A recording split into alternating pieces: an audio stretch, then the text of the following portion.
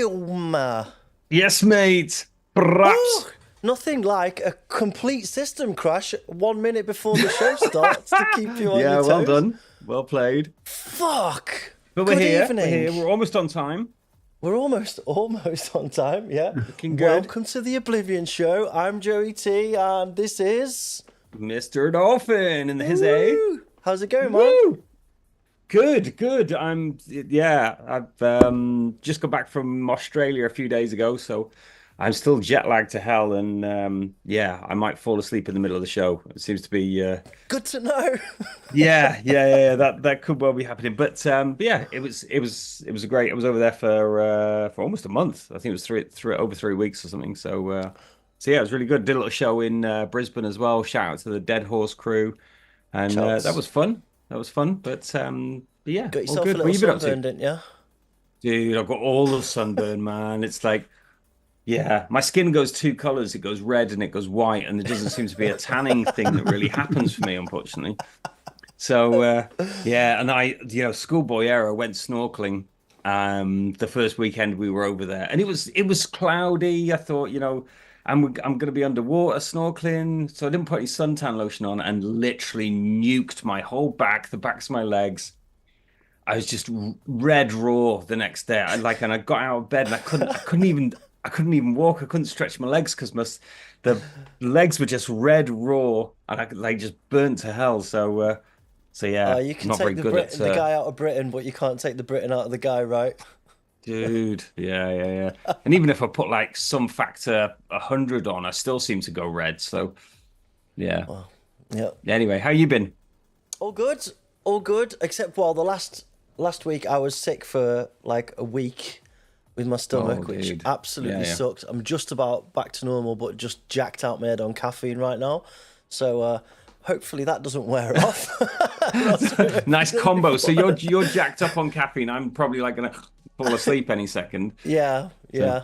Well, it's good to see you again, bro. You too. Yeah, man. And we got festival season coming up now. All the lineups are starting to get announced, and there's some really cool stuff coming up over the summer. I just saw the Dominator lineup, and that looks quite crazy as well. But there's a load of good festivals coming up, isn't there? Decibel and and it's gonna be quite a fun festival season, I think, this year. Yeah, man, for sure. Right, well, enough about us and our bullshit. Let's bring on our lovely guest. Welcome to the Oblivion show, the lovely Francesco JAPPO UNEXIST. What's up, guys? Are you okay? Yeah, man. Yeah, I'm good, man. Are you? Awesome. Yeah, really, really good. Really good. Thanks for joining us on the show. Really appreciate it. My pleasure, my honor. You're looking fantastic, by the way. It's nice to see you so vibrant. Thank you. Yeah, man. Nice. What have you been up to recently? I just came back from Bogota. It was a very short trip, but I love it over there, man. Party, crazy. Shout out to all my Colombian friends, Luis, Sonico, and all the other crews that put together the party. It was really, really good. The trip, though, was took a toll on me, so I'm a bit jet lagged too. So it's going to be a short show then. You're jet lagged, bro. You're looking pretty good. Fair play. Well, it's great to have you on the show. You don't do interviews. In fact, I don't think you've ever done anything like this before. No, that's the first time. Yeah. So thank you for it's privilege, for the trust. I'll say thank you now before it goes wrong later on, right? Absolutely. I guess we should say some hellos to people in the chat.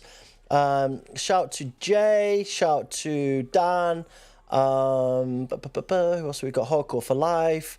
VNYLA. I always get that wrong. VNYLA. Mr. Butterfist. VNYLA, Butterfist. John Pert in the chat. Scientist. Rupture.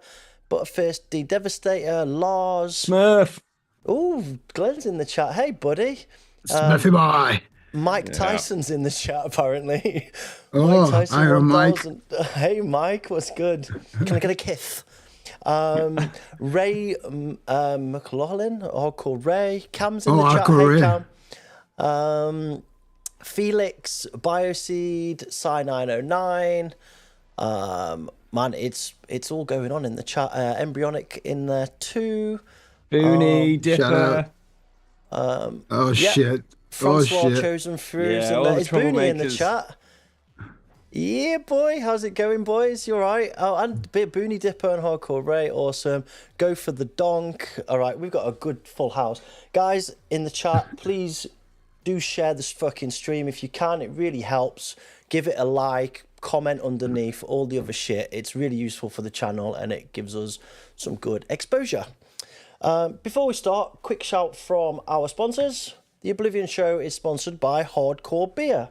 Go to hardcorebeer.nl and use Oblivion show at checkout for a discount. The Oblivion beer is sold out there, but there will be a restock real soon.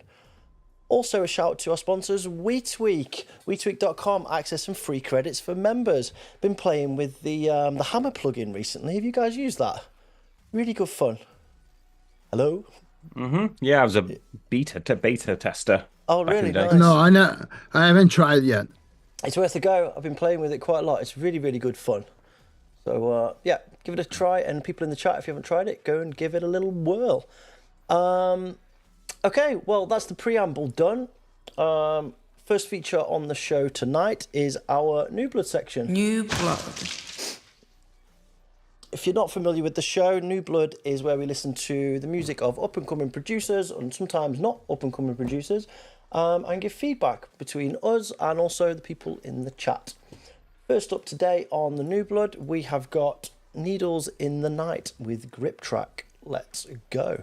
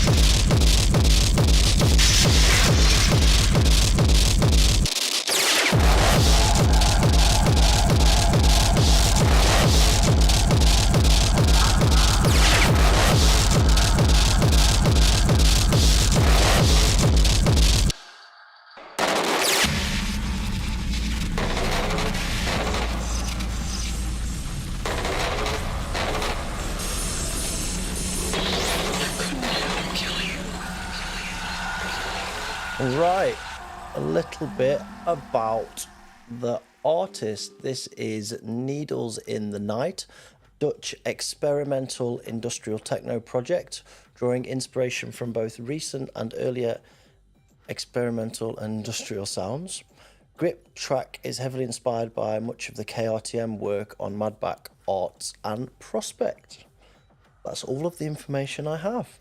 I thought that was nice. It was clear the inspiration from KRTM in that. What do you guys think? Yeah. I liked it. I think the mixdown could have done with a little bit of work. I really liked the melody. I did like that, the vibe and the kind of like a bit melancholy, bit sad, but it kind of had nice groove and nice drive. The noises and the grit kind of gave it a really nice kind of rolling. It was like slightly off grid, the pump on the kind of like the noise going through, which was really nice.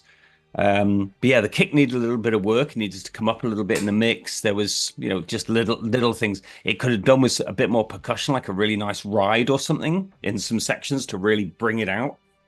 But yeah, it was overall. I mean, I thought the vibe was really nice. It was kind of dark. It was edgy. It was interesting, and it was like had a kind of nice groove, I think, with the sounds and the kicks. So yeah, I liked it. A little bit of work on the mixdown, but definitely that's got a good vibe. Yeah. Yappo, what did you think? Yeah, I think I agree with you.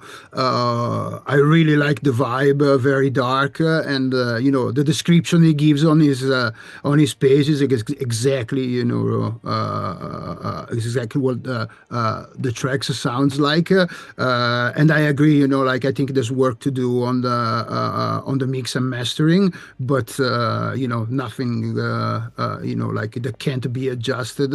I liked it overall, very good. Like a mix of industrial, techno, hardcore, and then nowadays we don't know what the fuck is what. So like it's just to me it's just like a music I like, music I don't like. Like those are the two boxes for me. So this fits into what I like. Very good. Nice. I'm just looking at the track names, and these track name titles remind me of Gathering Storm, right? Formaldehyde fixation and methanol contamination, stereostatic. So that reminds me of the Gathering Storm track title names. I wonder if this is one of, or it is Gathering Storm. Oh, someone's written. It's Martin in the chat. Hey, Martin. Yes, it's a spin-off project. Okay, good. My spider senses were good. Okay. Points for you, Joe. You check me out. I'm a little detective, aren't I? Right. Next up, Solemn Warning with Broken Cycle. Let's go.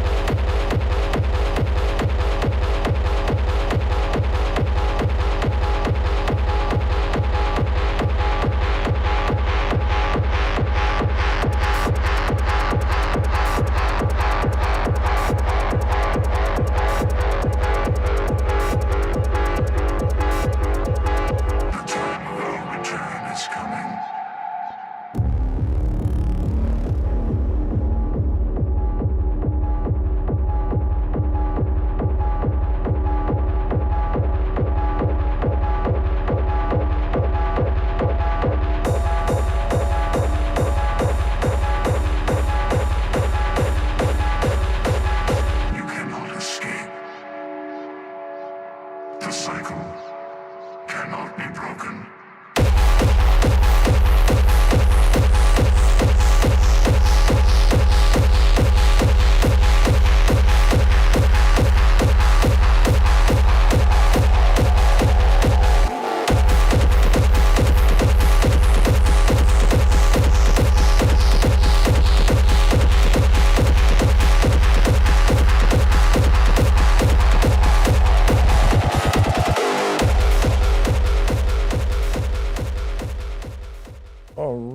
A little bit about the artist. Boom.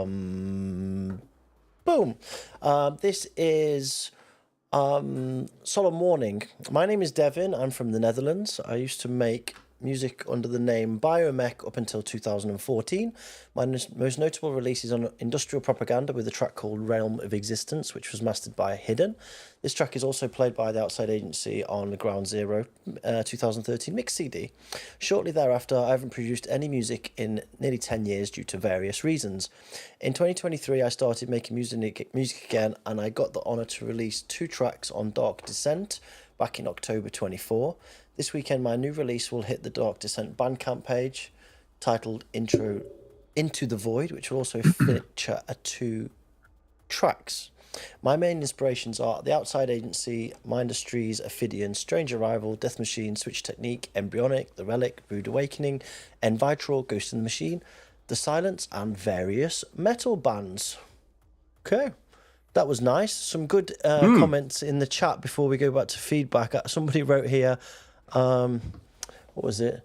Feels like a horror movie with sirens. Anttones wrote, tripping at 3 a.m. in the back room having a seizure. Kind of summarised it a little bit for me.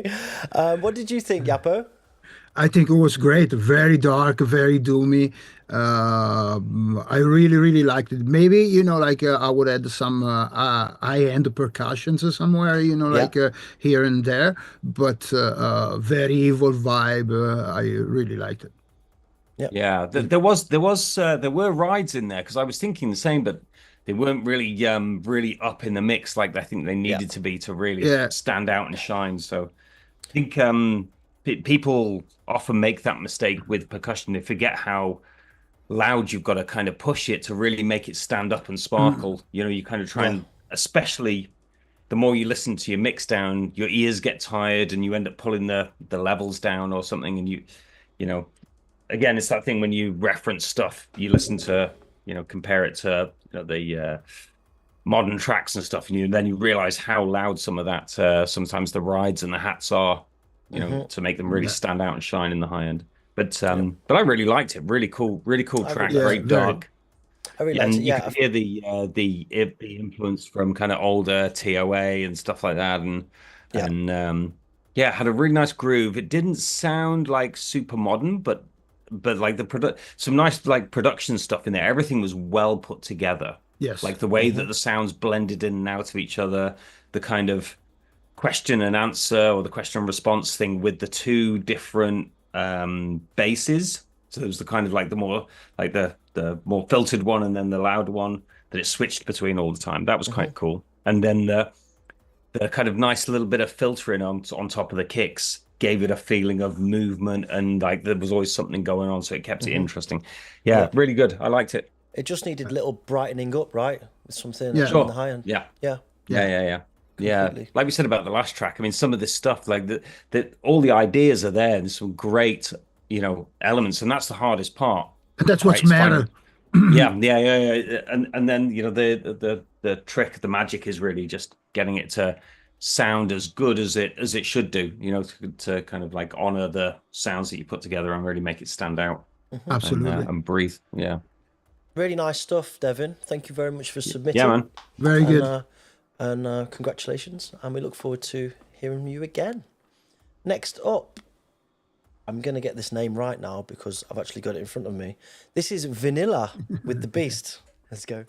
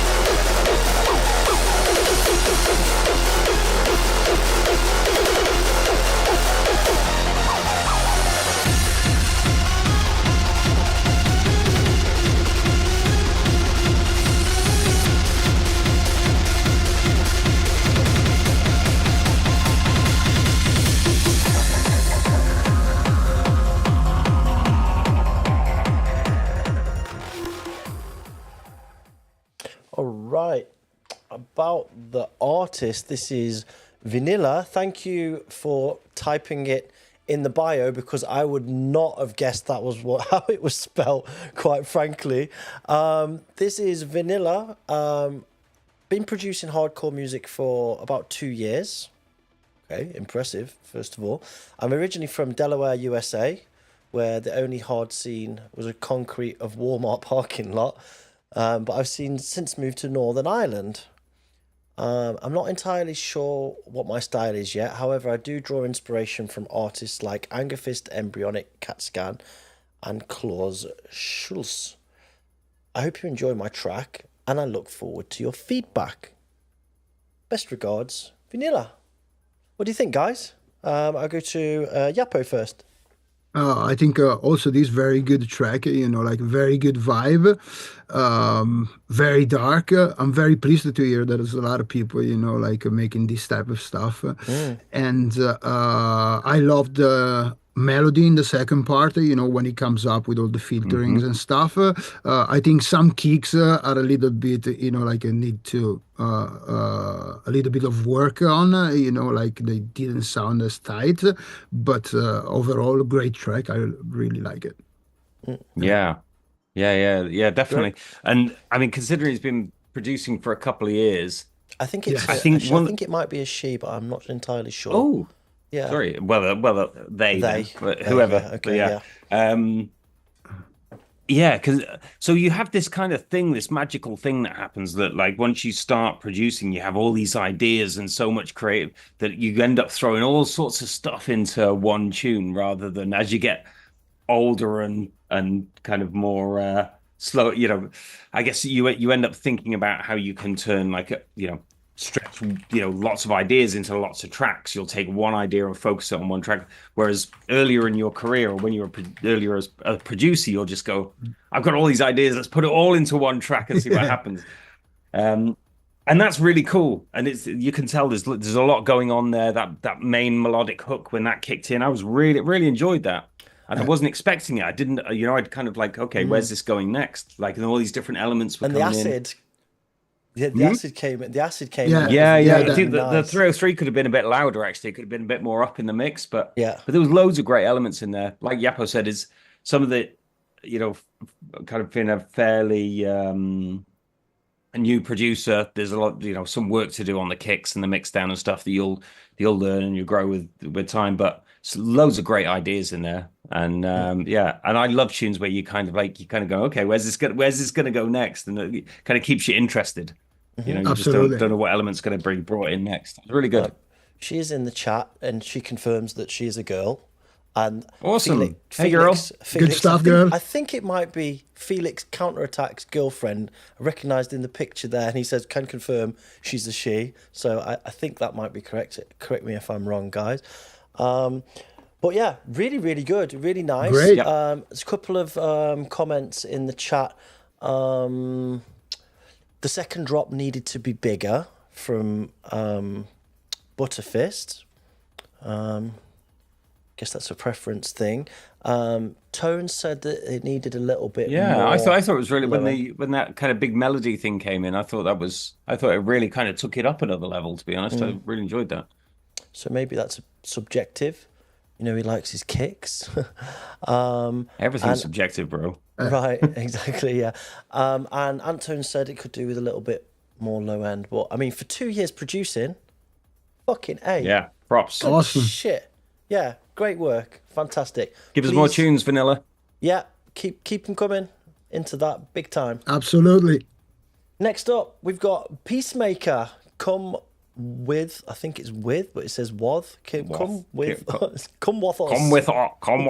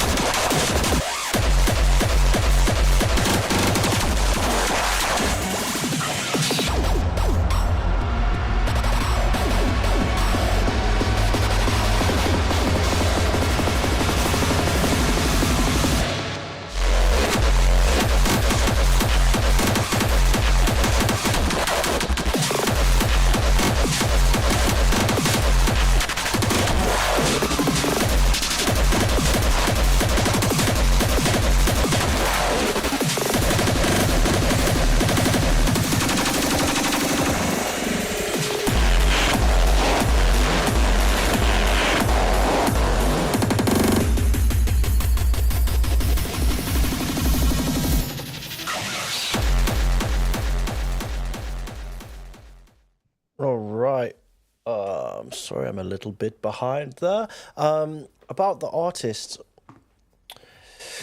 this is Piecemaker. Piecemaker was on the last show, but we thought this was that good. He deserved to be on again. Hello, my name is Johan, also known as Piecemaker. I'm a DJ producer from Sweden. My submitted track is called Come With Us. It's 180 BPM industrial track. Would like some feedback to be able to improve it. If you like what you hear, check out my previous releases on Spotify and DJ mixes on peacemaker.se. I know you like this one, Yappo, so I'll let you go first, buddy. Yeah, well, you know, like I got really nothing to say to improve. I really, really love it. You know, like I definitely would play. I would play the other ones, but this fits right in with the aggression. You know, like nice tricks, were very well produced. I love it, and it sounds good. Indeed, Greg. Yeah, I mean, I mean, you can tell he knows what he's doing. Like all the clever little edits and the turnarounds and things like that. That's stuff that people that have been producing for quite a while, you know and learn how to get all those edits sounding really cohesive, so it sounds like it's kind of like very much part of the tune, and it's always twisting, really interesting. Yeah, really good vibe to it. Great sound, great quality, great production. Yeah, really, really cool piece of work. I really liked it. He's a really good producer. Was he on last month? He was on the as well? last show. Yeah, and that was really good as well, wasn't it? Yeah, Alex described him as somewhat of an OG in the Swedish scene. Oh yeah, I remember. Yeah, I remember Alex that bit. Insect. Yeah. You can tell from the production. Yeah, like I say, normally we don't have the same people on successively, but this was that good. It just had to go in there. Absolutely. Really good stuff, and I'd be interested in hearing more. And also, I'm gonna pass his contact details to you, Yappo, since you're so into it, and maybe he can send you some bits to play in your sets, because it's absolutely it's your jam, right? I will love it. Let's make it. Yeah, really cool. Yeah, really, really good stuff. Really good. Shout out to everybody doing super chats right now. I've created a new objective in the chat. With 10 super chats, we will reveal the next show guest. So feel free to go ahead and do that shit. Why not? Well, we actually got someone lined up for the next show. Yep. Have we? Yeah. I'm booking people before the show nowadays, Greg. We're so fucking Amazing. organised, bro. Yeah, it's all going to go wrong. Like, it's all, come April, everything's going to fall apart. But for now, I'm on things, right? By the end of the year, we'll be having like homeless people from Mechelen on the show. And well, here I am. Right, next up, we have got Red Flag with...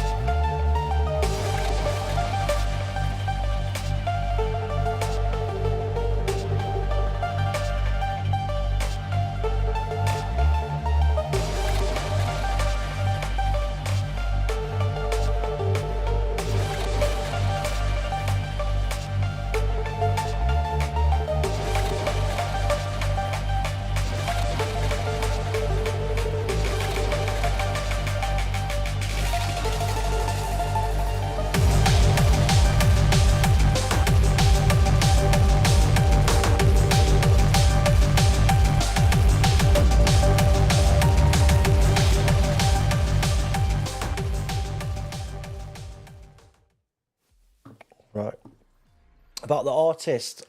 This is a long time submitter to the show and follower in the community, Madra, aka Red Flag. Red Flag is a hard danced artist based in Ireland, producing and DJing all styles from hard techno to UK hardcore and beyond. While working on my last EP for Sealand recordings, I dive more into the older UK hardcore sound, where it's less about distorted kicks and creating more a consistent vibe. Redux is my current work in progress as a throwback to this earlier UK hardcore sound. Some clear nods to the likes of Tantalum Cones and other tracks on Death Chant and Rebel Scum. I'm hoping to push this sound more in 25. Still some work to be done, but would love any and all feedback you guys have. Greg, this is your specialist subject. Go. I really like the sounds, the arps, the stuff. And it was like, it did feel kind of early 2000s kind of melodic UK hardcore stuff. The breaks needed to be louder, definitely. Yeah. I mean, so the choices of sounds I thought was really good. It's all about kind of getting the mix down right, I think, with this. It felt like there was an opportunity for the second drop to be have a bit more of an impact. Like I like the kicks and stuff, but it just felt like it was all. There was so many sounds that felt like they were too soft in the mix. Yes. And there's a lot more needed to come up. Like the Reese, the Reese kind of sat underneath, but it was everything felt very subtle. Yeah. And there's a mix down choice. That's one thing, but still, you want things to have their right place in the mix and to be up front. The things like the breaks, some of the percussion, especially in the long breakdowns. In the longer breakdowns, you need stuff in there that pops out and gives some kind of like feeling and impact. Whether even if it's just kind of like small little things that are moving around. So yeah, I liked the vibe. I liked that it was trying to do that kind of like early UK thing. But yeah, just some work on the mix to bring a lot of the sounds up and stuff and really make it shine. Yep. Yappo? Yeah, I agree with Greg again, and I really, I really felt that chant kind of vibe at the beginning, and then I liked the fact that the melody with the arpeggio came in. That was really, really cool, But I would add some elements to give a little bit more swing, more movement, and work on the mix and mess. But overall, there's a good idea, and the vibe is really good. Yeah. I felt like it could have do with like something more dominant in that breakdown that would just carry it, like that would lift it all up. Yep. Like another element that over the top that really like an orchestral or something like that could pull it all together. But really good. And a shout to Red Flag, by the way, making great progress, doing good with DJing, improving on that. Release on Sealand recently as well. Really fucking good stuff, man. Very proud. Well done. Right on. Big up. Yep. Some shouts to people in the chat. The Australian contingency have landed. Shout to Bioseed and Amanda Divided in there. Thanks for getting up so early to join us, guys. Appreciate that. Society will fall in the chat. Vonda, the manufacturer, joined as well. Hey guys, what's up? Welcome back to the show. Next up and final on the New Blood, as promised last show, we don't forget, is Viciouz and Noizedizorder with Gunshots. Let's go.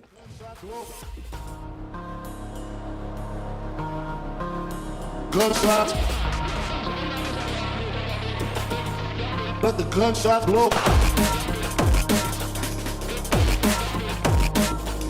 Somebody got to die. If I go, you got to go. Somebody got to die. Let the gunshots blow. Somebody got to die. Nobody got to know that I killed your ass in the mix, bitch.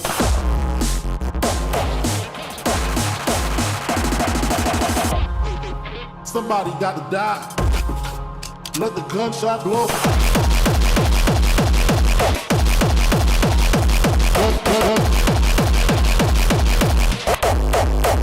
Gunshot.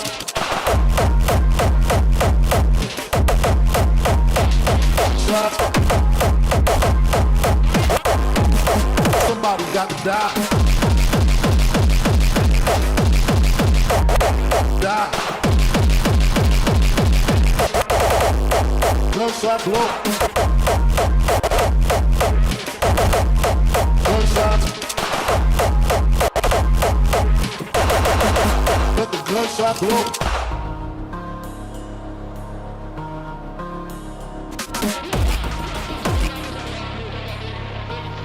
Somebody got to die.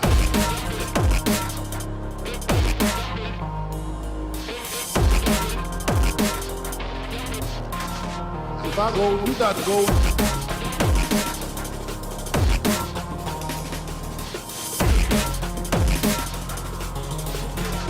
Let the gunshot blow.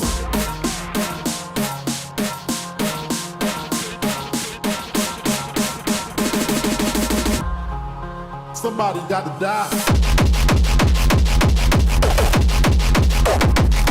Die. Gunshot. Die. Gunshot, bitch. Bitch. Let the gunshot blow.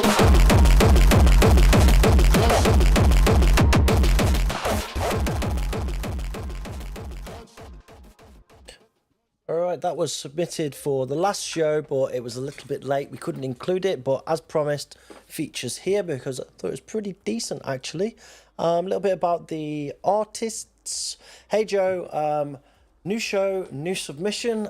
This is the collab the Noizedizorder and I are working on. So this is Viciouz writing. Actually, we started it almost a year ago when I hit him up to do a project together. We made the track, which was good and almost finished, but very complicated. As I'm here with another year of my mission to make more people like industrial hardcore, I thought that this complicated track will not do the trick, and we totally reworked it. This is the result. Some input would be nice to make a real banger, which works for the mainstream crowd and as well a dedicated industrial crowd. A little bit about Noizedizorder. Phil is a German industrial producer who digs the sound of a classic industrial hardcore like Igor and Ignian System. He's been in the game for some years now and did releases on Hong Kong Violence, Prototype, Sealand, and Terror Machine Records. His biggest achievement would be playing at Dominator. Viciouz, about Viciouz, still the German industrial pioneer DJ guy who is dropping in bombs on unprepared crowds at hardstyle, up-tempo and hard tech parties, trying to get them hooked with the good stuff. This year it's all about producing as I finish my university, which has blocked me very much. I realised I can't make people like industrial even better, but if I deliver my own music to them, so I need more of it and to release it. Okay, sorry, that was a bit wordy, but yeah, you get the point, guys. Yeah. What do we think of that one? Yappo, over to you, buddy. I like the Biggie Small sample, you know, like I'm a big fan, you know, Yeah. and I like the kick when it came in. I think the break could have some more elements and some more build up, you know, like to the drop, because at some point it was a little bit static. But yeah, overall, it's a good track. I just think it needs some a little bit more elements here and there, you know, like to make it more a little bit more variety. And I don't know about the sound, because that's very subjective. It's kind of very distorted in some parts, but maybe that's what is looking to achieve. So you know, like it's really, you know, up to the producer if that's the sound that he wants to achieve, or if he wants a little bit cleaner sound, then he has to work a little bit on the mixing and the master. Yeah. Gregory? First of all, Nico, I'm sorry I haven't replied to your email in 3 months. Still. I've been away, dude, you know. But anyway, so interesting mix down. That the kicks and the vocals were at the right level. Everything else was not. So when the kicks were going and the kind of like cut ups with the vocal and stuff, everything sounded good. But then it was almost like everything else was just lost in the track. So there was this kind of interesting synth thing going on in the intro that was just, it was way too quiet. And it was an interesting, I can't remember, it was kind of a weird kind of off kilter melody thing going on, but it was quite low in the mix. But then when the kicks came in, it just got completely lost. It sounded like it was at the wrong level and everything. And I think, to JAPPO's point, it needed another element there. When the kicks came in. It needs something to really pull it out and bring it up. And you could start with the kicks and then bring that new element in. But I think that's what it was missing. Was just that another piece that. So there's some parts in the track that need to come up to match the level of the kicks and vocals.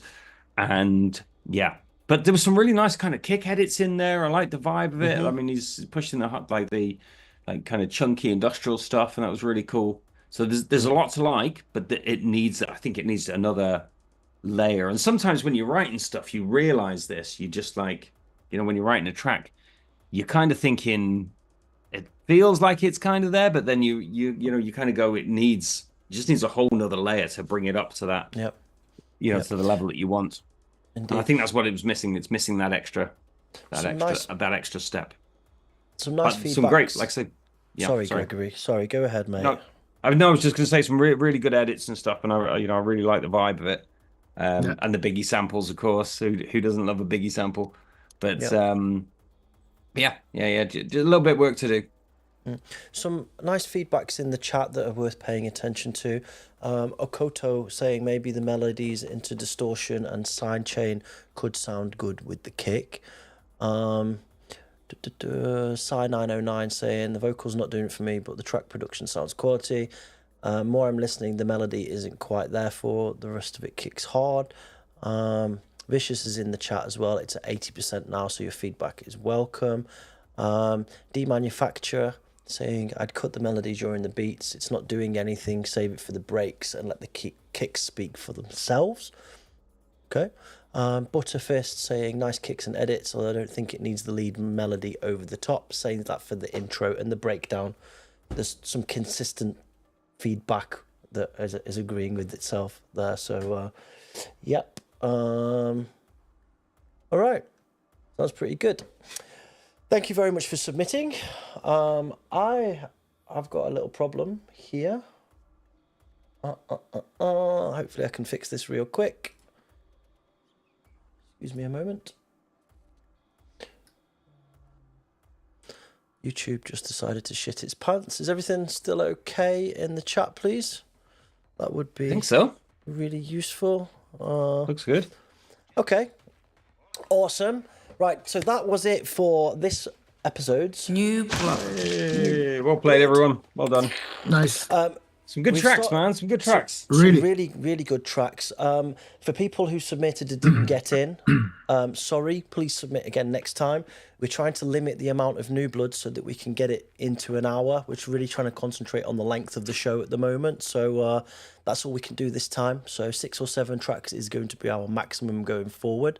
Particular shouts to Glenn Smurf, Outrest, Chewback, and VNYLA. Sorry we didn't get you on, but please don't be disheartened. Submit again. That would be great. Still 3 more super chats needed, so we announced the next show guest. So if you're feeling a little bit flush, then go ahead. Meantime, I'm going to do a little bit of propaganda. If you guys need a toilet break, then fucking go for it right now. I'm going for a power nap. All right. So, did you know that if you really, really, really, really like the Oblivion show, then you can actually what is that error? That there? That's not on my. That's very weird. Hold on a minute. Let me just get rid of this and this. I don't even know why that's there. Here we go. If you really like the Oblivion show, then you can actually become a member and support us going forwards. From as little as $1.99 per month, you can join our membership scheme. This gives you the funky badges next to the names in the chat. It gives custom emoji to use in the chat. As you can see, there's a load of, I'm going to spam a load of them now. Boop, boop, boop, boop. A load of different emojis that you can use in the chat. You get permanent 5% discount at oblivionunderground.com. You get shout outs because we can see your name better in the chat. Not funky badges, Jay. Funky badges. Although funky badges could be good. That would be an interesting addition.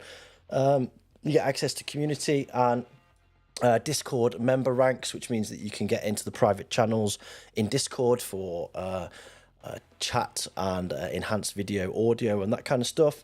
We also have tier 2, which is you get all of the things from tier 1, but you get all of the Oblivion Underground digital releases for free. You get priority notifications for merch drops and members only live chats.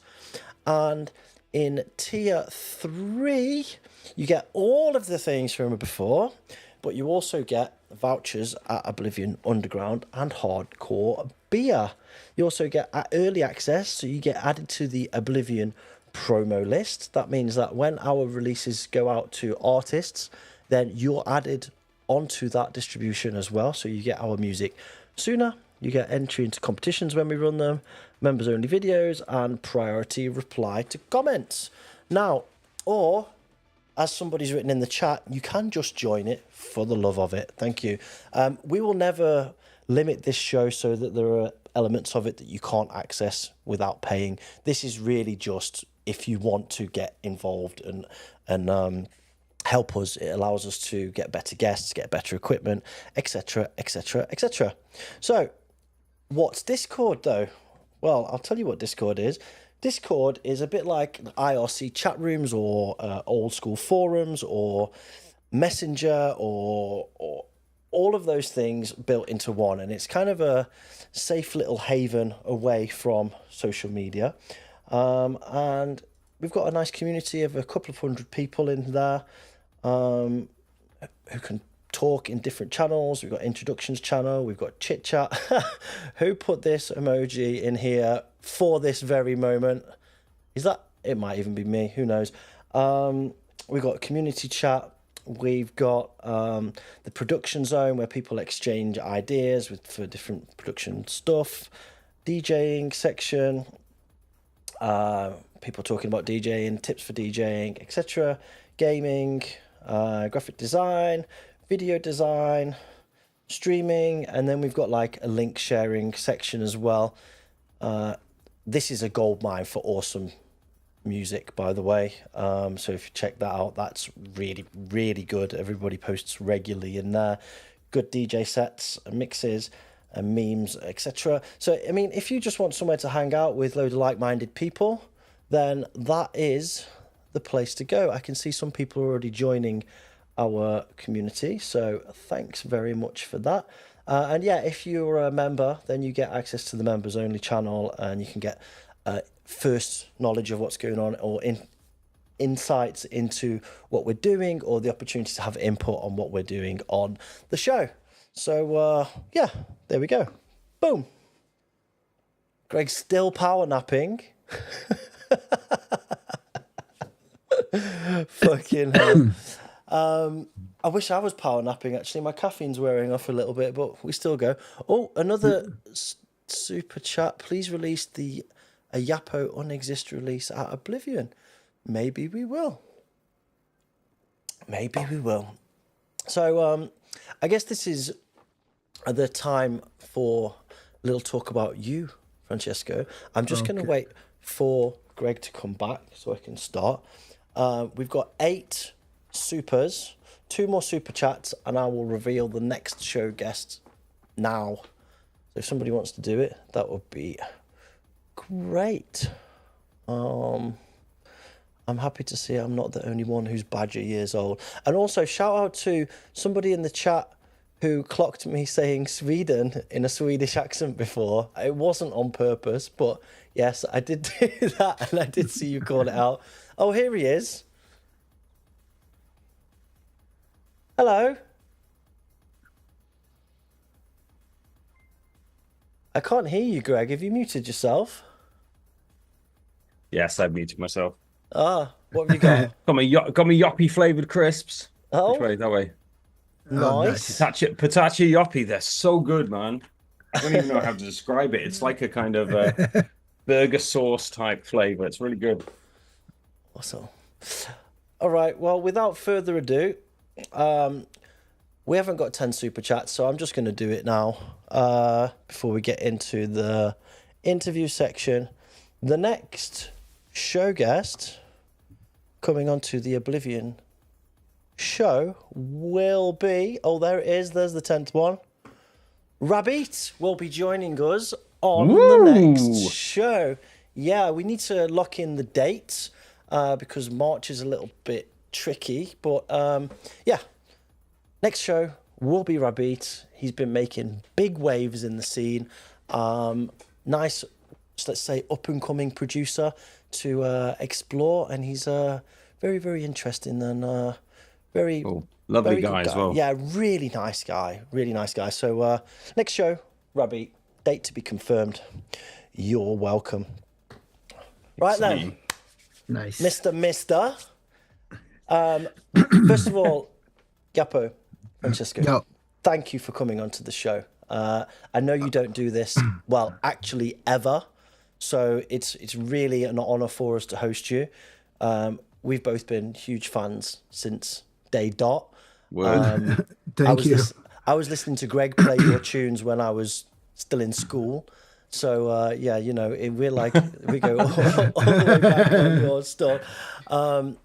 So I guess we normally start here with how did you get into this shit? So I guess that's a good place to start. How did you actually get into music and at what age? What's your beginnings? What's your story? My music journey is like kind of weird because I grew up without a father and only with my mother and my aunties and my grandma, which, you know, like they weren't really, you know, I mean, my mom, she was working all day and, you know, my grandma, she was watching the Beauty and the Beast. You know, like that show that goes on for like 40 years. So music wasn't really a part until I was like, you know, I started to get my own you know, interest in it, and around 10 12 probably, you know, like there was a radio show called DJ Time, and you know, first I got into like commercial dance music, Italo dance music and that stuff. And then one day at school, somebody gave me a tape from Lancinhouse, from Club Number One, because like he was running every Saturday, and he will make a mixtape every Saturday.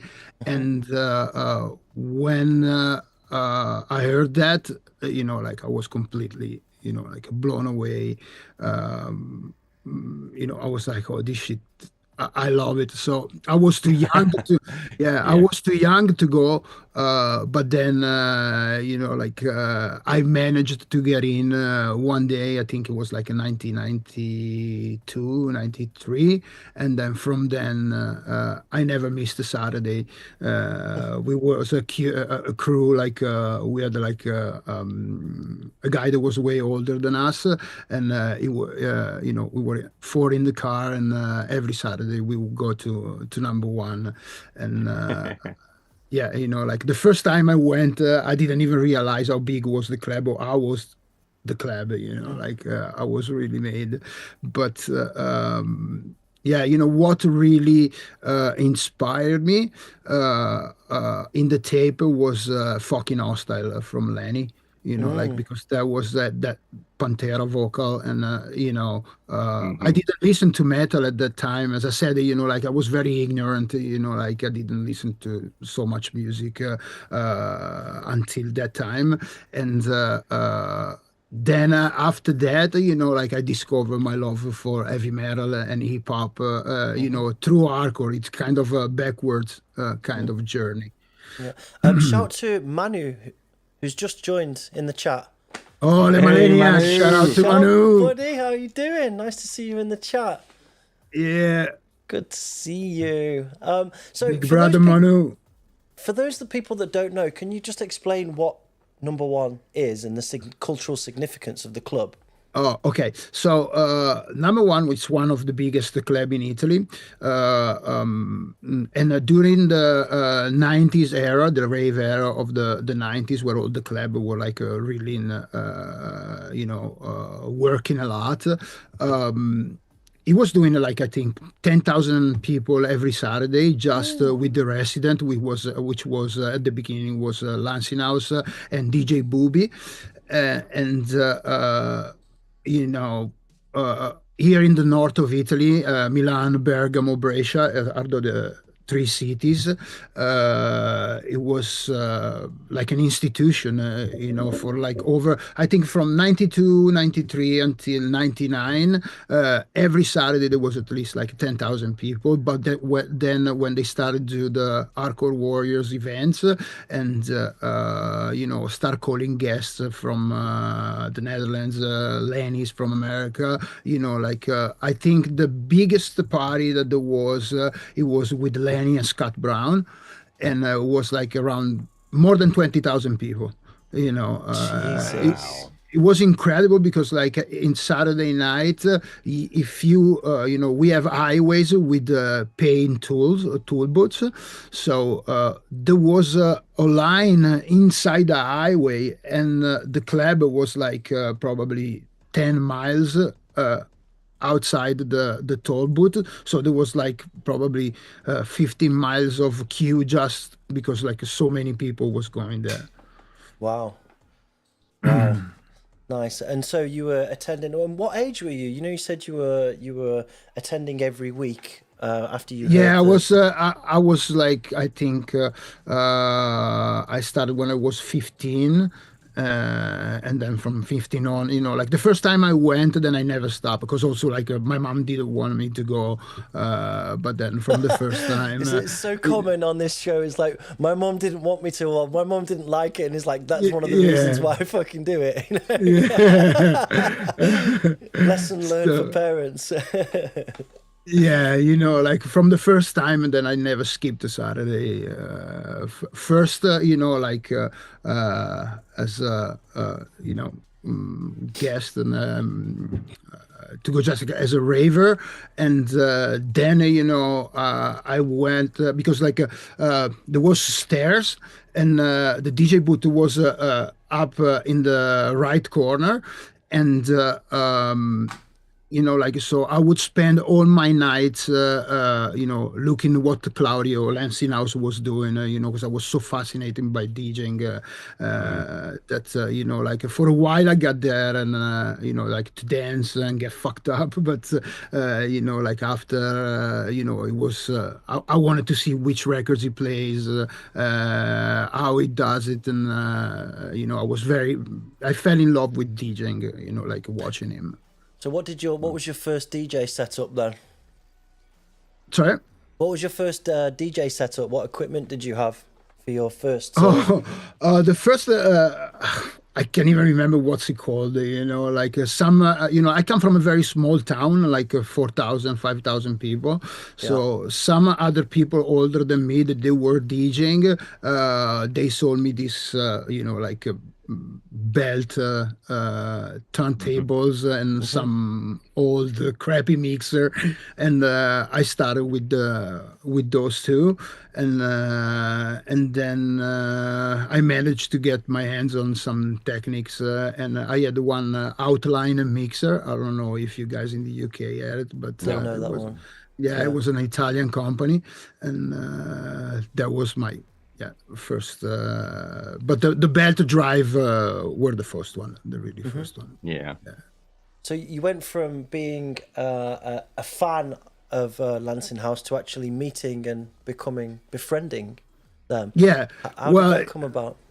Well, there was a DJ booth, and I was the kid who always was there every Saturday, like this, watching what he was doing. Spotting.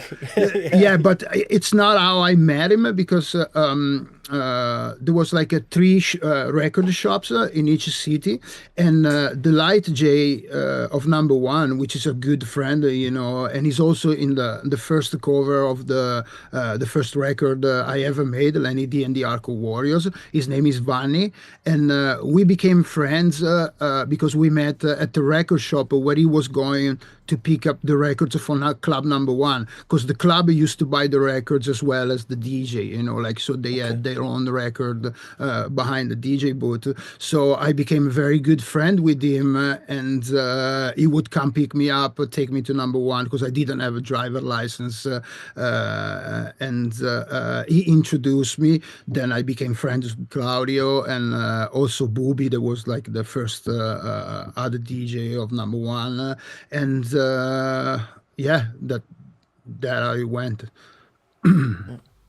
So and through that you touched on it lightly there, but you met Lenny D and became involved with Industrial Strength as well. It feels like it all moved quite quickly, right? You got it was very quickly, because I met Lenny because was I think the third or the fourth party we guessed at Number One, and Lenny came, and then by that time me, Claudio, Vanni, and Booby, we also became good friends, and there was a ritual at Number One that before the party, everybody would go to Claudio's house. He had a big tavern with the studio, so we all had dinner there, and after that we all go to the club together. Because at that time the club would close at 4 o'clock. There was no 6 o'clock or stuff like that. So it was like the main, like the main time were like from midnight to 4. And so we would go to Claudio's house, have a dinner all together, and then I met Lenny, and it was like, I don't know, something clicked, and became one of my best friends. But I was a fan before I met him. I went to a party. I was really fan of Lenny, Neophyte, and Scott Brown also. And I went to a party in Switzerland. It's called the Magic Kingdom, in a very industrial, dark area. And so it was the first time I would meet Lenny, Rob G, Scott, because at the time there was no internet, so the only picture you could see were the one from the records, so at the time he had out that Procrastination EP, or the Procrastination songs on Rotterdam Records with DJ Paul, DJ Paul making me fucking loud, and there was the face of Lenny, somehow on the cover. But then, I go there and it's Lenny's turn, and I see this guy, and he had a pink shirt with some like fucking white stuff on his shirt. It looked like he just finished to make pizza, and I was like, Jesus Christ, this is my idol. Oh my God. Wow. So, it was really funny, and then when I met him, we just we became instant best friends, I guess. And I wasn't Lenny, right? And I didn't speak a word of English. Really? Wow. Yeah, I didn't speak a word of English because, as I said, I come from a small town, and I was very ignorant, and I was like, what the fuck do I need English for? I live in Osio Sopra, it's the name of the city, I will never use it. Why would I learn it? We were before the music, we was kind of wild, so we were into bikes and motorbikes, engines and stuff like that, English, I always failed at school. Was one of the subjects that, was always a problem for me when I was going to school. So through that friendship, and so I guess you must have picked up DJing pretty fucking quick, by the way, because you went from, being a fanboy to going on tour with Industrial Strength, and even getting a residency at the Number One club which is nice. So how did could you just give us a little bit of insight into the DJing journey, because it feels like you just jumped straight in. How did those opportunities come about? Well, to learn how to DJ, I was very passionate about it, and I had two friends. They were more into progressive. There was a progressive movement in Italy, more trance type of stuff, and they taught me how to DJ. You know, like they were very good DJs, and they taught me, you know, like the techniques. But I spent, you know, like hours and hours practicing. You know, like when I like something, you know, like I just jump in 100%. And, you know, I remember I was DJing for like 10, 12 hours a day with no problem, you know. I really loved it. And then when I met Vanni, everything, you know, started, and I went to go, you know, like to number one. And then Booby decided to quit, because he was a lawyer as well, so he went on with his lawyer career. So Claudio needed a sidekick, because basically I was a sidekick, because Claudio was you know, like he used to work that on 6 hours he would DJ like 4 hours and a half, 5 hours, and then take a break of 1 hour before the end, and I would fill in for the 1 hour, like the other DJ Booby did. And yeah, that's how it went. It went very fast in a span of 2-3 years, something like that. Yeah. But before I start DJ, you know, like I start working in the studio with Claudio, because he had all the equipment, and so I would go every day to Claudio's house and you know, work in the studio. And the residency came after you know, like the first record, I think. Okay. Somebody in the chat wrote, you went from not being able to speak English to telling people that you will break their face. No, break your face. You're doing it right. That's funny. So how was it going? You went on the tour with Industrial Strength. Did that take you outside Italy? Then? Yes. Was that your first trip outside of Italy? Well? No, because Lenny was the very turning point. I mean, Claudio was very important, but Lenny, you know, like when he came the first time, then he came the second time, and I had the Lenny D and the Arco Warriors tracks ready. I mean, I did 2 by myself, Funky, Twisted, and Anywhere, and then the other 2 we did them together at Claudio's place, because Lenny came and stayed for a while. So like our friendship, you know, like solidified even more. And when I was just 18, he brought me to New York, you know, like so he paid for my flight, and you know, like that was also like crazy, because I wasn't you know, like I didn't speak any word of English. I went to New York, and he wasn't there because he was in France on tour. He would come back the day after, and his partner at the time, Dave Tomaselli, shout out to him, came to pick me up at the airport, and he had like a sandwich and a drink, and it was a root beer, you know, like, so, you know, like I fell in love with root beer. And then when I start seeing New York, you know, I was like, I want to live here, you know, like, I mean, I'm coming from a 3,000, 4,000 people small town, and then when I went to New York, I was like, oh my God. All it took was a root beer, right? No, but because like a lot of people don't like root beer, you know, like, but for me, it was the first taste of New York, you know, like, so, it's something that really stuck. But the first night, it was very scary, you know, like, because I think like a month or something before, you know, like I watched the documentary about New York, the Bronx, and all that stuff. It was still very wild, you know. So Dave T dropped me at Lenny's house alone, and you know, like I've been in this house and I hear sirens outside, you know, like coming in and about, you know, like and yeah, you know, like it was kind of crazy and scary. I was not used to, you know. Wow. So the relationship with Lancinhouse. You say that you started making music, and of course, we all know. Well, I know the name Lancinhouse because of the track, which we'll play in a minute. But how did that relationship grow, and the track, which the name, I always get stuck on this name. How do you say the name? EXLXAXL. EXLXAXL, but you just don't say. It's an anagram of something that I never revealed to anybody. Is now the time? No, it's not. Okay, so let's play the track because it's good in the timeline now, and this is like one of my favorite tracks of all time. So let's play this, and then let's talk about it. Okay, this is JAPPO Lancinhouse EXLXAXL.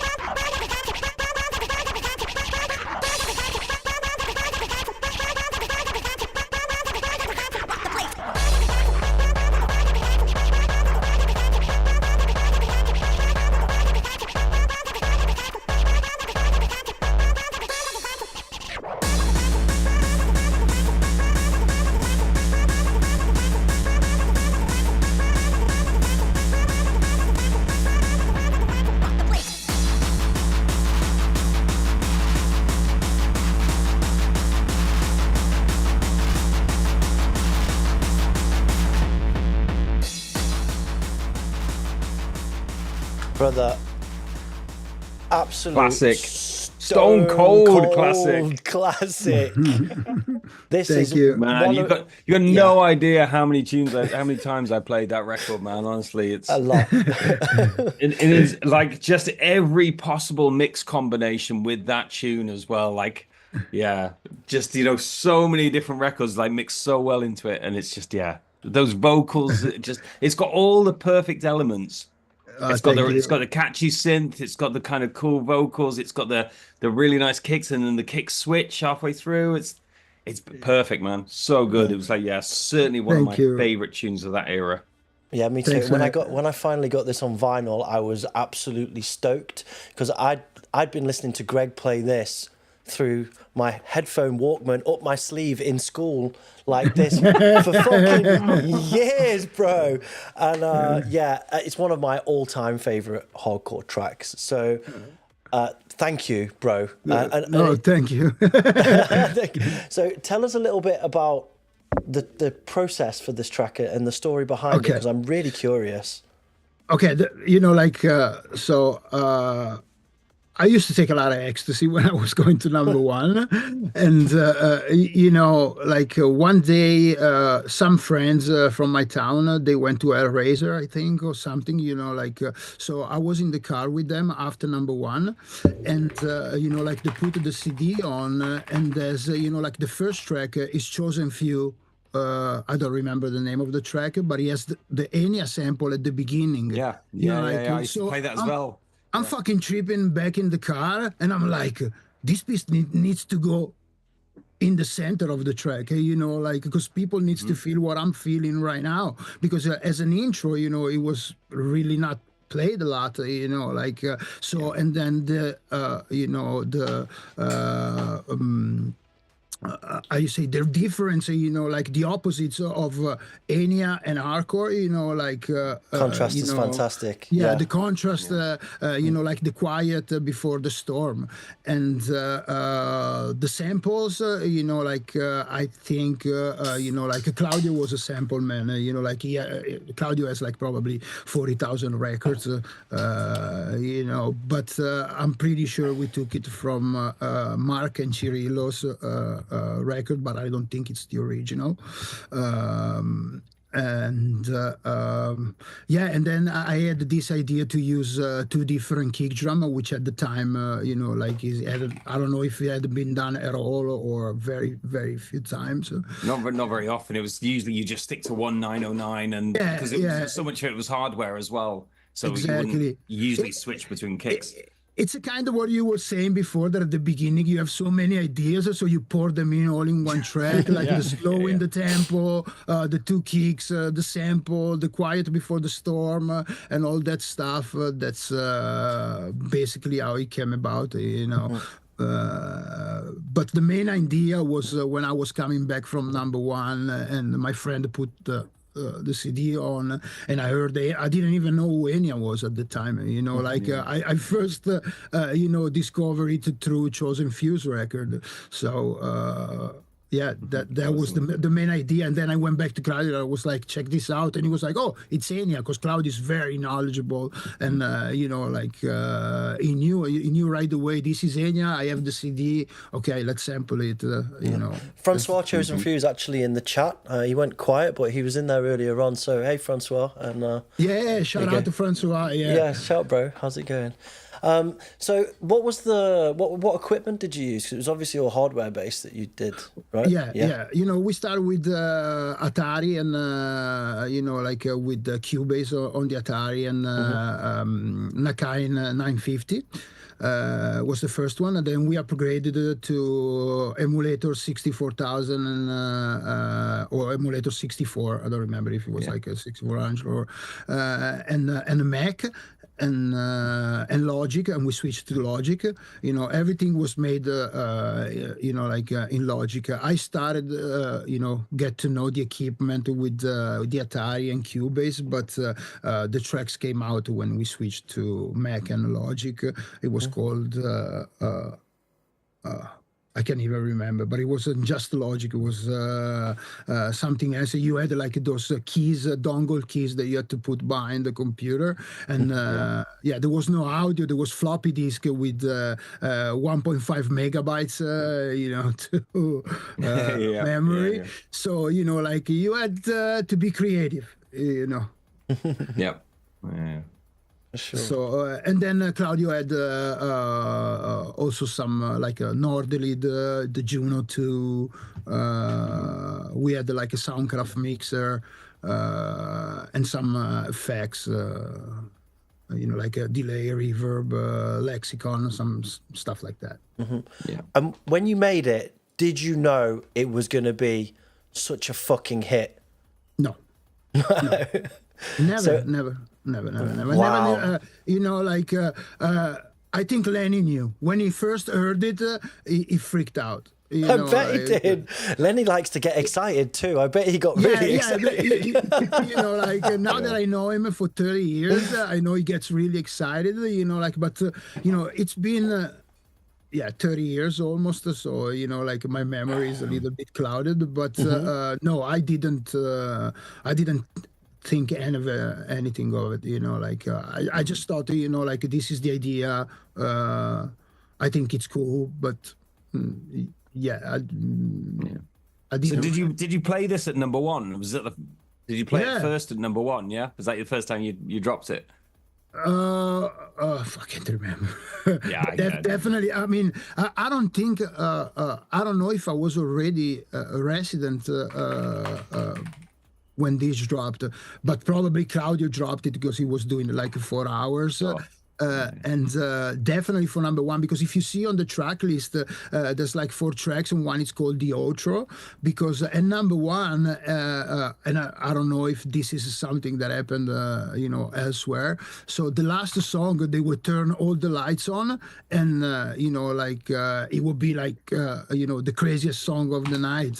So the first, when I was still going dancing at number one of the first outro anthem was that double vinyl from Rotterdam Records that had that song that go ta ta ta ta ta ta ta ta ta ta ta ta ta ta. So the people, you know, like at the last song, they would go as crazy as possible, and then you know, like Claudio would change these every, I don't know, depends when he would find like something good to replacing. Then the second one was At War from Lenny and exactly. That was the second one. Then the other side was the third one, and then you know, like when we start producing, we start making our own outros for the club. You know, like, and they were like, we made a few ones during the years, but those was the how it came about.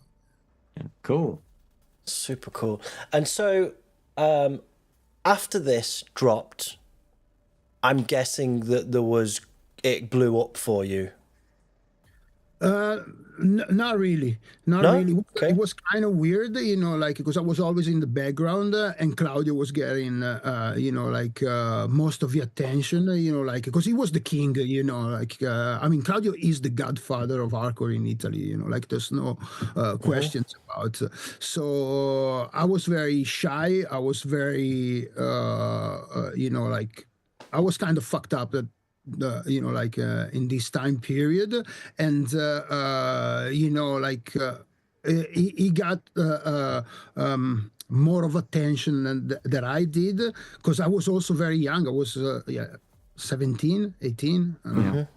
Something like that. And when you say fucked up, what do you mean? Just like being a party boy kind of thing? Yeah. Unfortunately, drugs, you know, like had a big part in my life, and you know, like so I was, you know, like the music kind of saved me, you know, like because even though I had a rough road, you know, like the music took me out of the street for most of my time, and but I didn't, you know, like I didn't blow up so much. In Italy it was okay because I was the resident of number one, but you know, I was playing every Saturday there, so there was really no chance to go anywhere else, because like Mario, rest in peace, you know, like he's like father for me, you know, they were very strict, you know, like you are the DJ from number one, you know, like you can't go to other places. So it was very different at the time. So the following years, then you continue to play there, and what did you leave, and what time did you leave number one? How did that come to an end? Around 1999, I think it was, because I had an offer from another club called Dylan Club. You know, remember, you know, at that time I was making 100,000 liras for each night, which is like $40, you know, like. Right. And the other club offered me like almost the double. So and also I was you know, like drugs was, you know, like a big part of it, and I had some you know, like I was a bit you know, I was wild, and after a while we kind of fell off with the owner, and then you know, I said, you know, like I'm gonna play the Fridays in this club, which was like 30-40 kilometers away from club number one, maybe not even, and it was like, oh, you have to decide, you play here or there, and I was like, I think it's time to move on, and I went and played with, you know, the Stunner guys, Nico and Teta, Art of Fighters, and Randy. We did this party called Under Construction, and it was really, really cool there as well. You know. But yeah, but at the same, you know, like I think a few months after I left, the club had to shut down because a guy died inside the club. So that was a bad, you know, like something bad that happened, and they had to stay closed for a while. And since then, number one wasn't, you know, like he never went back to the heights of the early 90s, mid 90s, you know, because it was incredible. When there was this party with Lenny and Scott Brown, I remember the ceiling was dripping sweat, you know, like you couldn't move just by inertia, you know, like just the people moving, and you would, you know, it would take like 20 minutes from one side to the other one of the dance floor, not the entire club, just the dance floor. For how many people there was. Wow. It was incredible. Crazy. Yeah. So I know that in 2002 you moved to New York because you'd obviously previously fallen in love. What happened in the timeline between this period, like 96, sorry, and the point where you moved, and were you still producing music then? And like what was that time in your life like? I think towards the end of my residency and number one, you know, like I also felt the need, you know, like to do more darker stuff because I was in a dark place, you know, like mentally.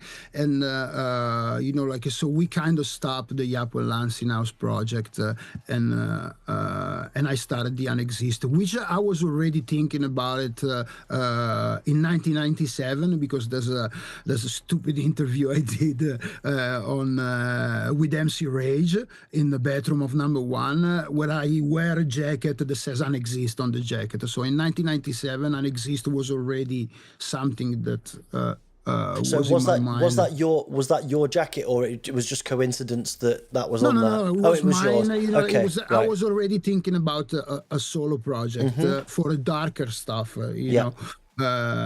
And I went on experimenting, but then the happy hardcore era came about, and I wasn't really into the happy stuff. You know, like I was first in the twisted vinyl stuff from Scott. I really liked them, but then when the stuff became too happy, cheesy, it was really enough for me. And there was also like the scene went down in the Netherlands, completely fell, and Italy was still a good place because I remember all the Dutch DJs were coming to Italy almost every Saturday because like the scene in Italy was so alive while the scene in the Netherlands you know, like it kind of died down. And then during those period we did Industrial Strength Europe with Lenny. We did 5 releases, but then again, my fault because I was too wild. Everything went a little bit, you know, sideways. And then I met Booney, because Booney, you know, like for whoever don't know, is a promoter from Scotland that he also became one of my best friends. And I was playing at North I think, you know, like Yeah, I was yeah. We know North very well. Yeah. Didn't speak any English, and he came and spoke in Scottish to me. And so, you know, like already I don't understand English, you know, let alone Scottish. So, but you know, there was that type of click. The same with Lenny, and you know, like, it was like, come to play for me in Scotland, and I was like, okay, no problem, you know, like, and then from when I went to play with him, you know, like we just became best friends, and I would invite him to Italy until one time that I was like, come on, why you go back home? Stay here. And he stayed for like 6 months. And then together we moved to New York in 2002, I think. You know, like, so we were doing the bookings for number one for a while. And then, yeah, you know, like I just wanted to go to New York. I sold my car, whatever I made. I was like, Booney, let's go. And we had a friend in New York, Mike Snake, shout out to Mike Snake, which was like one of Lenny's best friend, because his house was in front of Industrial Strength headquarters. So, you know, it was just across the street in a neighborhood called Bensonhurst, which is a very Italian neighborhood. And, you know, when I met the Snake, was, yeah, you know, like same with Lenny, you know, like, because like they F Italians, and there's, I don't know, this untold bond. We became friends, and you know, like when I said I want to move to New York, it was like, come and stay with me, and me and Booney, you know, like moved there. Then Booney, after a while, went back to. What a delivery that is for somebody! Come and stay with me, and you and Booney turn up. I bet that was a nice shock to the system. And then when I was there, then I was using Lenny studio every day, but I was living in Bensonhurst, which is like near to Coney Island, and Lenny studio was in Greenpoint, Williamsburg, so it was like 1 hour. You know, like commute with the subway and stuff. So I would wake up at 6 o'clock in the morning, you know, take the train, go to the studio, work all day, and then go back. And in that studio, I did Fistortion, I did Liberate. Most of those tracks, beside Attack, which I made at my other friend Alan Sex, shout out to Alan, which I stayed with him for a couple weeks before I left for good to go back to Europe. And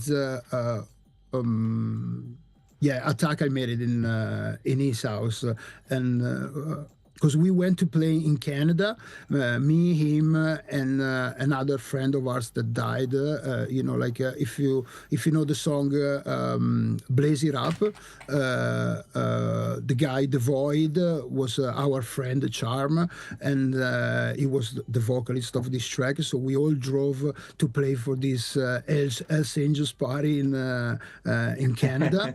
Wow. And, yeah, and we came back, and after a couple of days, I had to leave to go back to Okay, Europe. can we just pause and just rewind a minute to the playing at the Hell's Angels party? Could you tell us about that? Because that sounds interesting. Well, it was you know, like it was you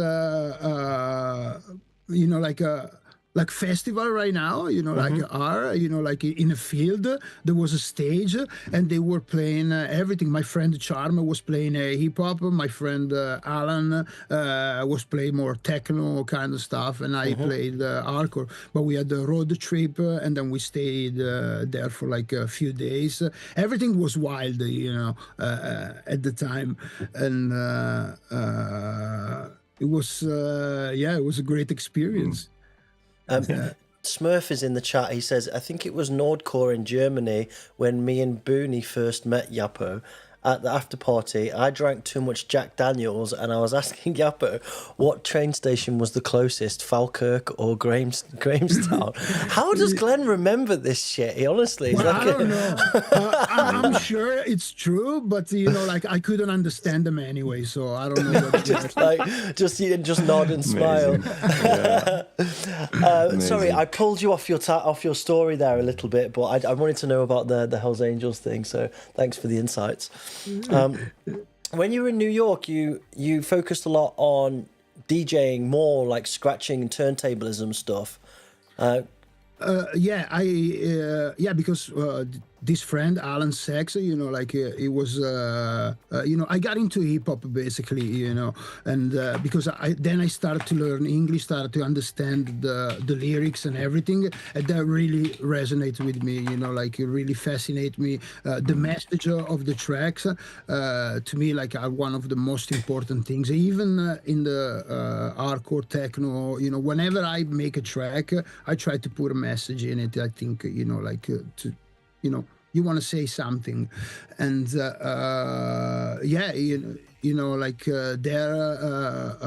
was a wider possibility to learn, to buy records, get records, because in Italy was really, really everything from outside Italy was very hard to get. So there I was immersed in the culture. Alan Sachs was living in Fulton Street, 2 blocks away where Biggie Smalls was living. So wow. It's there you're immersed in the culture. And I really like that. And we gotta rewind a little bit. As I said before, the metal part, the Pantera was what got me hooked into hardcore. And then my friend came to my house one day with a VHS tape from his brother, and it was a Metallica concert in Seattle, 89.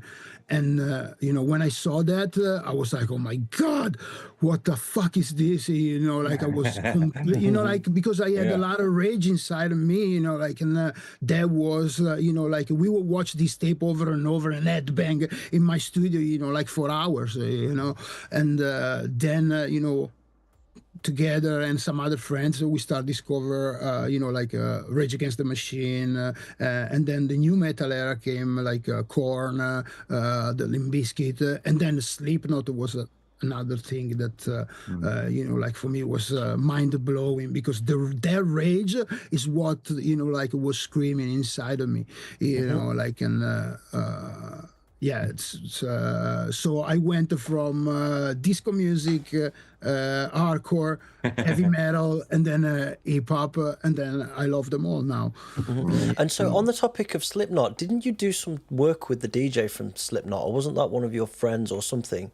We DJed together because he was a fan of Lenny and Rob G. And one day, in a magazine, I don't remember the name of which magazine, it was between, I think it was just right after Iowa, the second album they made. He did an interview and he said, I used to listen to Industrial Strength, Lenny D, and Lenny contacted him, and we made the party, he made the party, and I was DJing too at CBGB's. I don't know if you got, it's what. I mean, it's the punk super rock, famous. Super famous with Sex Pistols. Everybody played. It's a very small venue, but we did an Industrial Strength party there, and Sid came and play. I can't say we became friends, but we met him there. Booney was there too, and it was crazy. Even thinking about playing at CBGB and play hardcore at CBGB. It's crazy, man. Yeah. So that's Sid, aka DJ Starscream, as dropped in the chat by Vonda there. Awesome. So let's play some tunes. Oh, okay. All right. Okay. I was just going to say, so from there you left the US and you moved back to the Netherlands. No, was there, I moved to Italy first. And then to the Netherlands. Okay. I had a little stint in Scotland, you know, and then I moved back to Italy, and then to the Netherlands. Okay.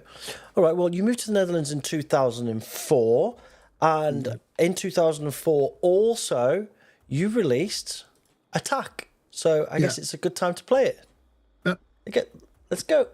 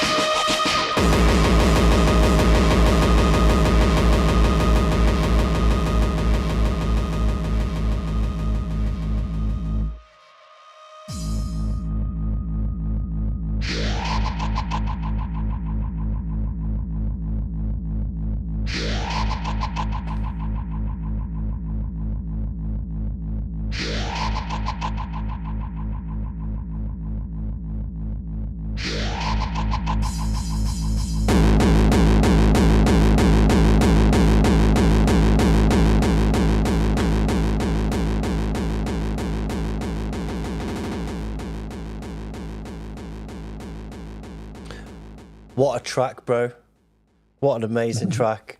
Really, really good. And such a DJ's track, right? It's like you can tell that that you've got the turntablism roots and the DJ roots and the sample heavy production in there, and this big elephant horn sound, just crazy. Tell us about the production process.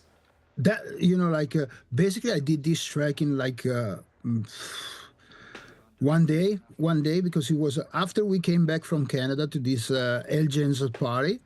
You know, I had my last day in New York, and I was at my friend Alan Sachs' house, and he also had the studio, and I had some of my equipment there because I was gonna leave, and he was also into turntablism and rap, and everything that you hear in Attack, beside the kick drum and the sound I made out of a kick drum, it's taken from a scratch record. You know, like all the samples, the trumpet, everything comes from a scratch record. So like in a few hours, you know, like I collected all the samples and the idea, and you know, like I wrote it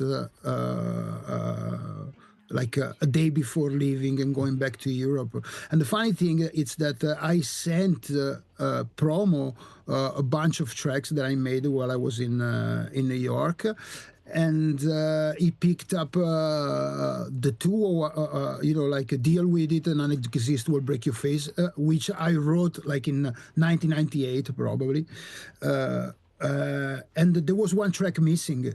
And then, you know, that's why I had to make it so fast. And then I made Attack the last day before I was leaving. Another really, really great track. And since remixed by Dither, or kind of VIP'd, should we say, and did Mad Dog do a remix as well? Yeah. And dare I say, Hardcore Elephant by Igor was heavily influenced by this as well, I assume, by the style of the track anyway. But yeah, so how was this one received? I mean, it must have been a big hit at the time, right? That you know, like was a kind of everything coming together, because together with the Tour Movement release, I had already the Liberate, Fistortion, so I basically made my own sound. Yeah. And then in between, I met Deppa in Scotland with Booney, and we started the DT6 project. You know, like he was really good at scratching, you know, like way fucking better than me.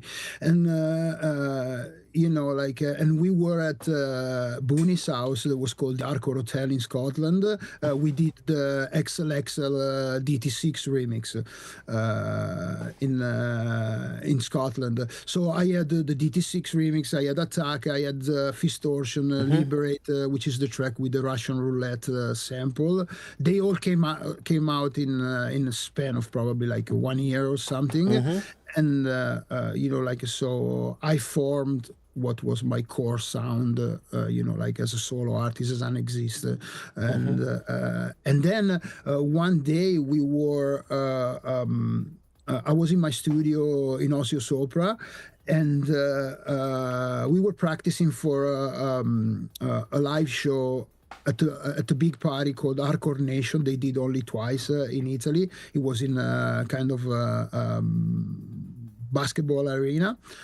And I was practicing, and one friend of mine, you know, came with a couple Dutch people. And one of these two couple of Dutch people was Ilya from Multigroove and Ground Zero, you know, so they just came there and they see us, and, you know, like, and then all of a sudden, you know, like he called me and was like, "Do you want to play Multigroove?" And I was like, "Of course." And then, you know, like since then everything started. And yeah, that's basically, you know, like I had all these releases, and then I met Ilya by chance, because you'd moved as well, and you were in the Netherlands at this point, living there. So no, in Italy I met him. Oh, really? In Italy, he came with some, you know, I don't know. Well, I have to ask him why he was there, but I don't know if he remembers. But you know, like he came with some mutual friends, Italians. They went to dinner, and then you know, like they came to my studio. I don't remember because it's like 25 years ago, and I met him there. And then in the same time, I met, after that, I started going back and forth from Holland, DJing a lot after all these releases. And at one party in Groningen, I met Tommy Knocker. That he was living in Belgium together with Wishmaster. Shout out to both of them and Ilya. And so they invited me to their house, and they were living in the woods. And I went there, and they both had the studio, and I was like, oh my god, this is so awesome! I want to move there. I just want to. Because I was traveling so much back and forth that it made sense to move there. One day I was at one party in Germany with Smurf, and they basically left us in Germany. It was Christmas Day. They left us in Germany, and Smurfy was like, "Oh, maybe I can try call my friend from the Netherlands, Carrot, which is." Now one of our friends, and he was like, he came to pick us up. So he came to pick us up. I got to know Carrot, and he was like, listen, my neighbor is moving out the house. If you want, you can come and live in Utrecht with me. And I was like, sure. So after, I think this was December. By January, end of January, February, I was in Utrecht. The first house, man, was like, oh my God. We had a rat between, the two floors. There was no heating in the top floor. It was a kind of squat house. It was a government subsidized house that the guy was sub-renting to my friend Carrot, and so it was really wild. And then from there we moved a few streets away. We found a better house, and then from there, a noise suppressor joined us. And then Tommy Knocker was living, in Belgium. We were living in Utrecht, but we would be in and out each other's house a lot. And then Amnesis also joined us, and Mad Dog, and Art of Fighters. Yeah, so to me that was living the dream, because I had no, I have 3 stepsisters, but I never really see them, so I grew up alone, and for me, my friends were my family, brothers, and my dream was living the Friends, the TV show, just a fucked up version of it. Just a hardcore version, and then. When I was leaving, only me and Carrot, I received a call from Digital Boy, and it was because I knew him, because we released the records, and in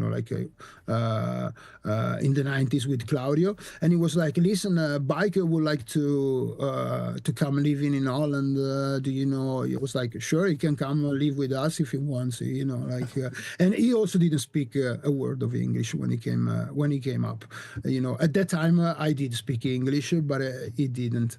So after Digital Boy called me, Bike called me, and he was like, are you okay if I come? I was like, sure, man, come up. And then we all became friends, and those became my brothers. I lived for 10 years, probably 12 years together with Bike, and the other guys, Medogo was in and out more. But it was really cool, because we were going out. There was a lot of gigs at the time, Friday, Saturday. So we would just leave the house and then reunite at 6 o'clock, 7 o'clock in the morning, in the same house. And I was going maybe in Groningen, he was going to Maastricht. I don't know. It was really good time. Yeah. It sounds like a good time, but also quite a chaotic time to exist. Yeah. It was chaotic, but it wasn't as chaotic as it was my 18s. Was it was a step down crazy, but it was still crazy. Yeah. So tell us about those years, and then the years leading up to joining TRAXTORM in 2010. How was that journey? Well, it's because we were living all together, you know, like, and those became my brothers, you know, like, we were so tight, you know, like living in the same. We moved to 3-4 different places where we were in the Netherlands, because like more people would join, the bigger the house we needed. So we moved around, but they were basically beside bike, you know, they were all on TRAXTORM, and also as an agency they were with. Whatever was called before Most Wanted, you know, like he had another name. So we were, those were my friends, you know, like at a certain time, Max from the Stanley guy asked me to join TRAXTORM, and I basically did, you know. I thought it was the right move to do. You know, like, because Max was giving a lot of technical and you know, mix and mastering support as well, but mainly was because my friends, my family was there. You know, like I was the only one that it wasn't there. And so, how was that experience for you? Like joining a collective like TRAXTORM? It was great in a way, you know, like it was great because like those are still my brothers to this day.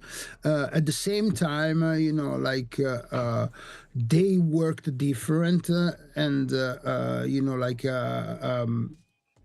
I was influenced too much by, you know, like the perfection, the technicalities, and I think I lost a bit the confidence in myself. I always felt inferior to them in the sense that they were, you know, like some of them, they were very good with melodies.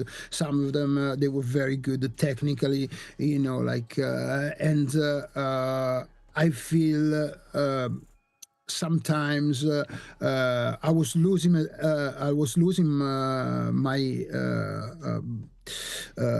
myself a little bit, trying to be something that I was not, you know, like, and comparing myself to the other guys.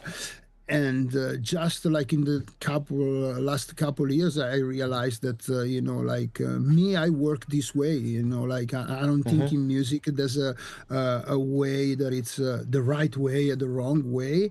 I come from the 90s, and I come from the Akai and the 1.5 megabyte floppy disk. So I'm, you know, like I'm a sample-based producer, you know, like I can hear two samples and say, okay, this fits together, but you know, like I'm not as good to make sounds or reproducing sounds or doing other stuff that the other guys were really good at.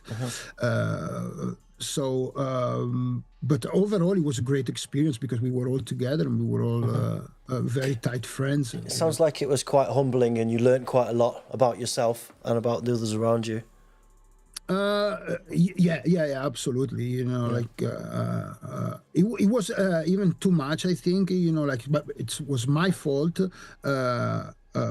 But that era was an era of healthy competition, you know, like where everybody had, you know, like the Millennium era, you know, like some people thinks Millennium as a genre, but it's not a genre, you know, like it's an era between 2000 and 2010, 11, 12, whatever, you know, like where every artist had his own signature sound, you know, like it was the 90s as well, you know, like because in the 90s, when I was going to the record shop, you know, they had white label, you put the needle on, 3 beats, you know, oh, this is Neophyte, oh, this is Lenny D, this is the producer, you know, like there was this individuality that carry on until I think 2010. It was an era of transition for a lot of people as well, from being hardware based and coming into software and finding their own path and the way to do it, like their way. And I think in contrast to nowadays, everybody's using similar doors, everybody's using similar this, that, and it means everything sounds quite similar, but that era, everybody had their real signature, right? Yeah. Yeah. And that's, like, because the Millenium goes from bass Yankee Matthew, more happy stuff, or Dark Raver, or Baby Boom Records, I don't know, to Def Chance, Destroyer, Akira, Drox, everything in between, and then TRAXTORM, and then Masters of Hardcore, but Anger Fist, it was so different, like the Viper, Evil Activities, the Playa, Nosferatu, Endymion, Mindustries, so all these people I mentioned, their records from that era, they all had their own sound and signature, and it was so diverse, and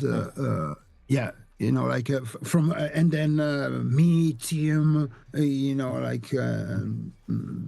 was very, it was very there was a lot of variety. Yeah, you were like at the harder end of the spectrum as well. Smurf's written here in the chat, UNEXIST was the original up-tempo DJ, closing the main area. I think he meant like up-tempo, not like literal, but he was always closing the arena with Last Hour for his hard, chunky beats. It was always a massive shift in pace and atmosphere, good times. Yeah. So I guess that brings us to a nice transition to one of your other big hits in 2010, and that's Fuck the System. Yeah. Let's play it.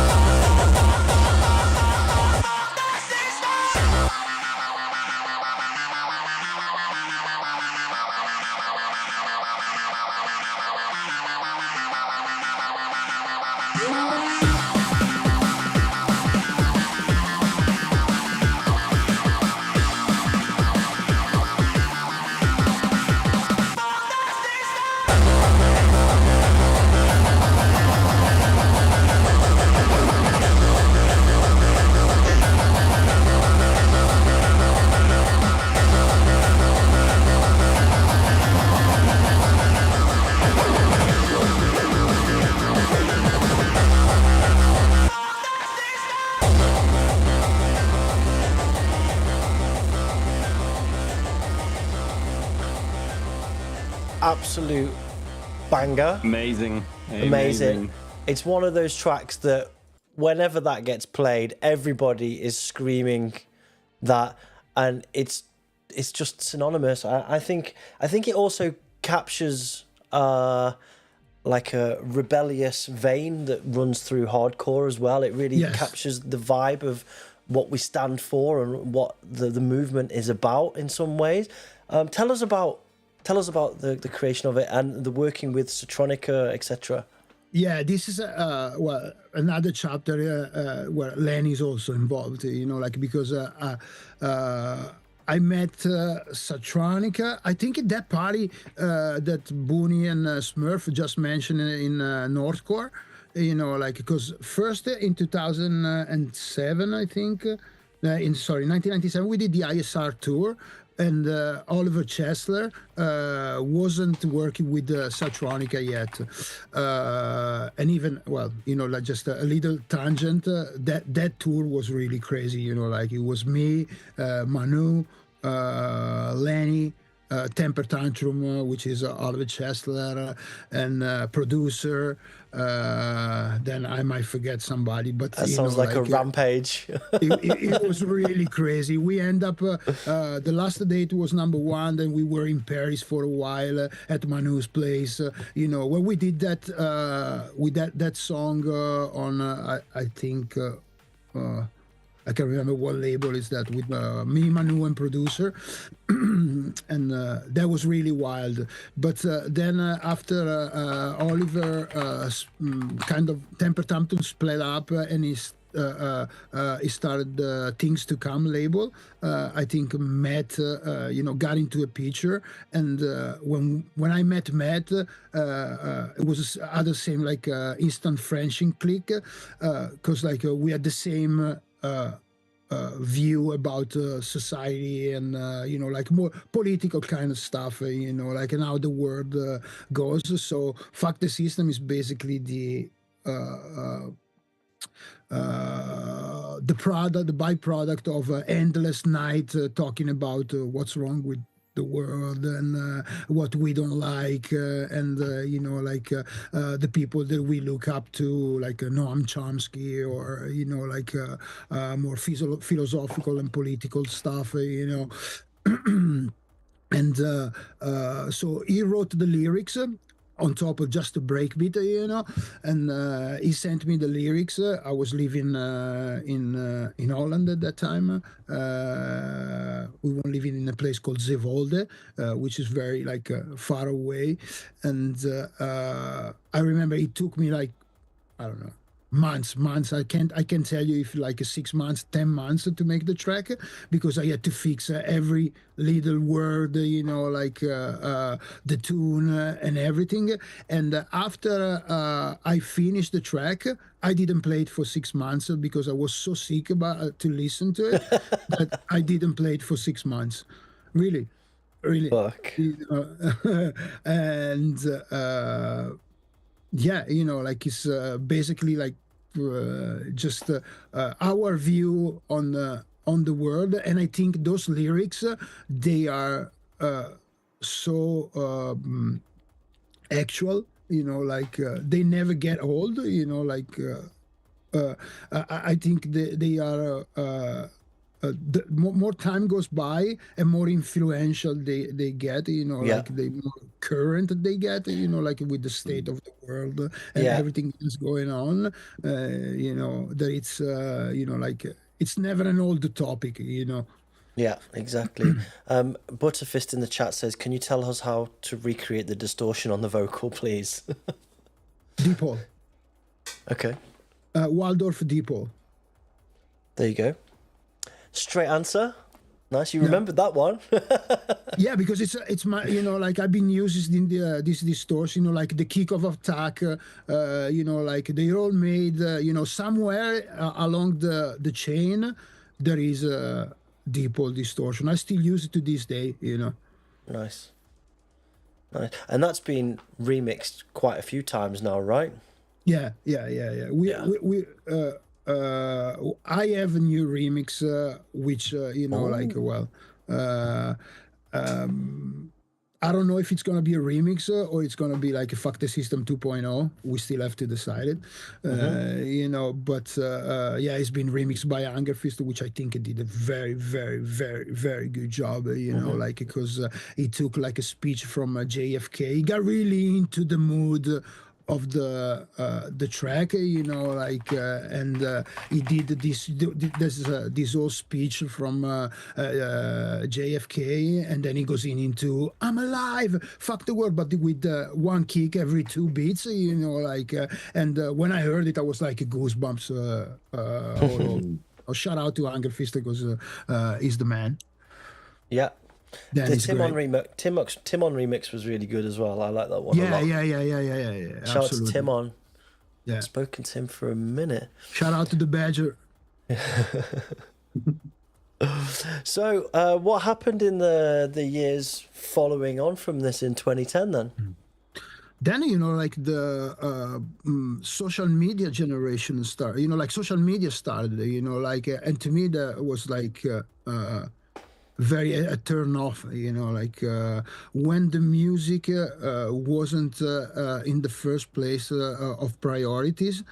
I started to get really, you know, like I started to get really depressed, you know, like on top of that, I was having this, you know, like feelings of not be good enough, you know, compared to my colleagues, you know, my friends, but the social media was really a big turn off for me, you know, because I don't like to be in front of the camera. I don't feel comfortable right now, you know, like with, you know, like I'm okay, but you know, like it's something that I never enjoyed. Spotlight or you know, like being on camera or you know, anything with exposure, you know, like for me was always something I did only if I had to. And even my social media, you see now, you know, like I only post, you know, like what I'm forced to post, you know. And, you know, the fact that followers, you know, like all this social media stuff became more important than music was a big turn off for me. So how long did that last then? Because it was, from what we spoke about it in the past, actually, it was quite a dip for you for quite some time, right?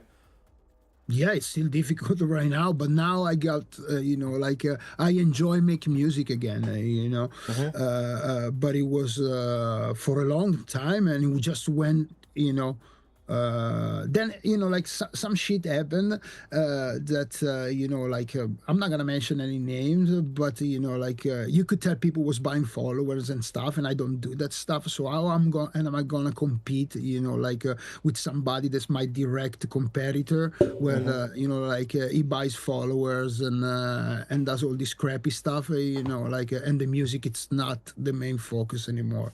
So, yeah, it's it got me really, you know, depressed, and you know, like I was losing the joy of making music, you know, because I realized the music wasn't the most important thing anymore, or skills, you know. Like it was exposure, how many fans you have, how many likes, how many comments, all that fucking crap. I don't, you know, like. And did that start to impact how much you were enjoying going out to perform as well and socializing, and how did it impact everything then? Yes. Very, you know, around I think 16, 17, you know, like I had a lot of gigs, but I had to get so drunk to bear the, you know. I actually heard a story that you were the reason that they started locking the refrigerators in the backstages at parties. I think it was Cam that told me that story, actually. No, I don't think. I don't think. I'm not. You know, the thing is, like, I don't drink. I don't like to drink. You know, like, it's not that I'm. You know, if you go in my house, there's no alcohol. I don't. But at the party, you know, like I had such an anxiety, and I didn't enjoy at the time what I was doing, that I had to get completely drunk, you know, like to bear this type of pain that I had inside, you know. It's a bad place to be as well, right? Because when you're feeling low and down like that, it doesn't take as much to get you to the blackout stage because you're actively opening the door and encouraging it, right? It's and you get there real quick, and I've been there too, and it's not good. It's not good. You know, like, because it became like a regular job, you know. Yeah. It was something that I wasn't enjoying anymore. And when I do, you know, like, fuck the system says it all, you know, like, I can't just, you know, like, do something that I don't like or I don't enjoy, you know, like, if I'm forced to do something, you know, like, I just can't do it, or I do it, you know, like, in a very pissed off way. Yeah. So that period until 2016, 2017 was kind of a dark cloud on your career, should we say? That you weren't happy. Yeah. I had a lot of ups and downs in my career, you know, like it wasn't like a smooth sailing or always good. It was a lot of down periods, you know, like, and even the fact of calling career or being a DJ, you know, like, it's something that's still weird to me, you know, like, it's just, I started because I really enjoy this stuff, you know, and, it's, I don't know, it's in a kind of a weird way, you know, like, I feel when people ask me for autographs of stuff, you know, like, I feel uncomfortable. I learn how to do it, you know, like, but it's still something that it's weird to me, because like I started and I was in the crowd, and you know, like, my mentality is still that, you know, like, I enjoy the music, and I see I am no different from the people that come and see me, you know. So for me, seeing somebody ask my autograph, it's still something, you know, weird. Yeah. I guess that brings us up to, and I know we're already in a down here, but I wanted to talk about 2017 and the loss of your friend, Franco, and the track Kings Never Die. I wondered if we could talk about that a little bit, because it's quite important to you, right? Yeah. 2017, unfortunately, was one of the worst years of my life, because first, I met Franco. I was a fan of him, you know, like, because I love weed. Everybody knows that, you know, like, and he won the Cannabis Cup 3 times with these Super Lemonades, and he was from Turin. So I was following him on Instagram, and you know, like, one day, 10 days, 15 days before one Thunderdome, I think 2011, 12, you know, like, I see he posts pictures of the Thunderdome, and I'm like, get the fuck out of here! I can't believe this guy loves hardcore, you know, like, so I immediately, you know, like, I wrote to him on Facebook, or I don't remember if it was Instagram or Facebook, and he was like, he replied to me, and he was like, no way, I'm your fan. I was like, I'm your fan, and now you're my friend. You know, like, so he was like, you want to come to Thunderdome with me? And he was like, of course. And we met at the greenhouse, and then also with him, we clicked right away. We became, you know, like, such good friends, and he was in this dark period such a positive influence, such a ray of light as a person, you know, like, that when he passed in 2017, for me was, you know, like, a huge blow, you know, like, because, like, he was balancing my, you know, my darkness. You know, like, he was always positive. He was always coming with me at parties. So I had this, you know, balance together with me, and then all of a sudden it's not there anymore.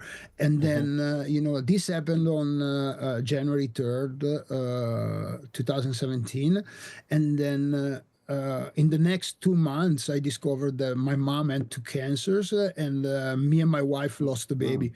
So, you know, like, everything in a span of like 3 months, plus other stuff. But you know, like, 2017 was like You know, like completely horrible, you know, very dark. And for that, I never really recovered until the past few years. You know, like I was in a very bad place, and then COVID happened, and thank God I got my daughter. You know, like my wife was pregnant again just before COVID, and then when my daughter was born, everything started to fall into place in a good way again.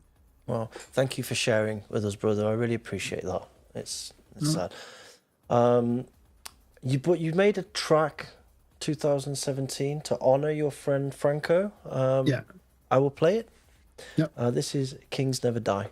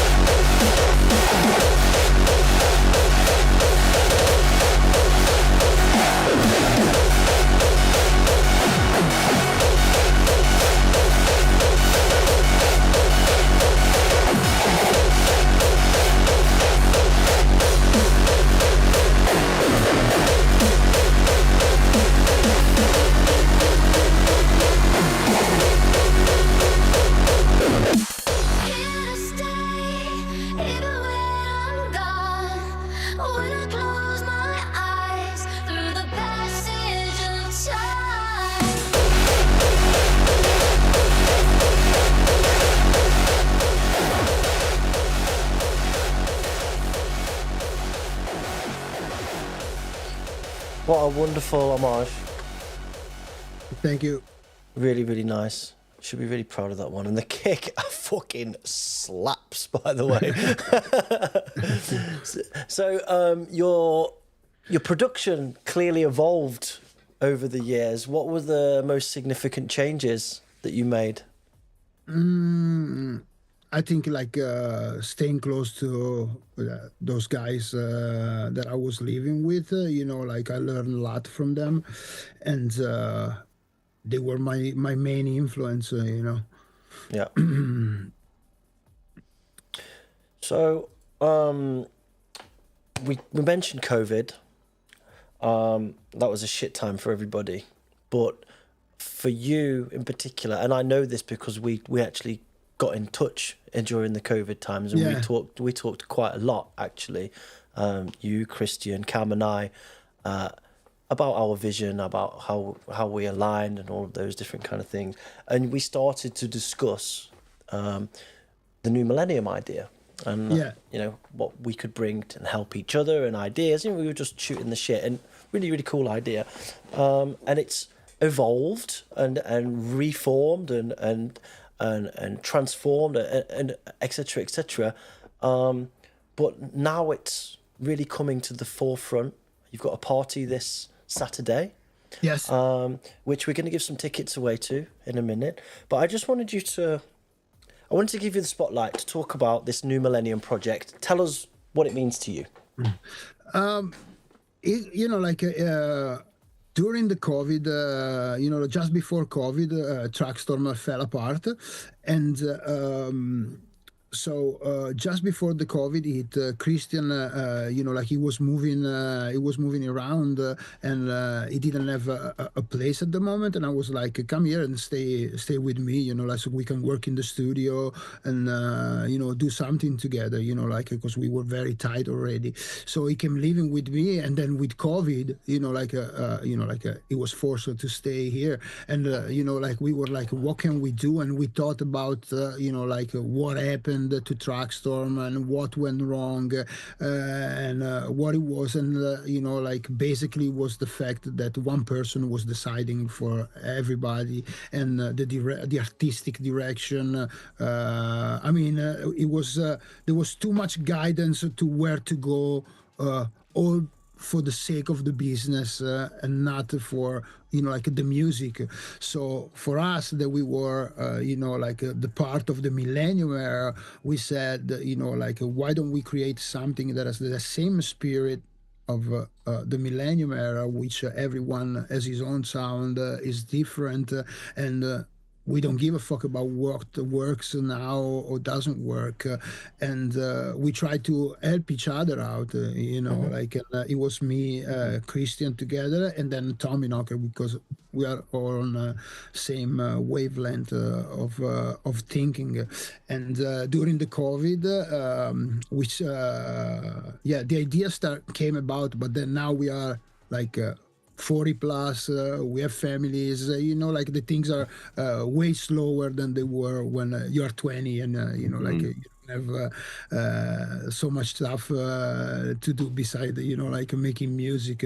So but the you know, like the idea was the same, was always the same. Let's try to go back to that era, and you know, like avoid the mistakes, and you know, like which was basically following the trends, and you know, like for, you know, like I remember one period in TRAXTORM, you know, like we received an email, and it was like, oh, we have to do tracks at 174 in G key, you know, like stuff like that, you know, which was fucking crazy.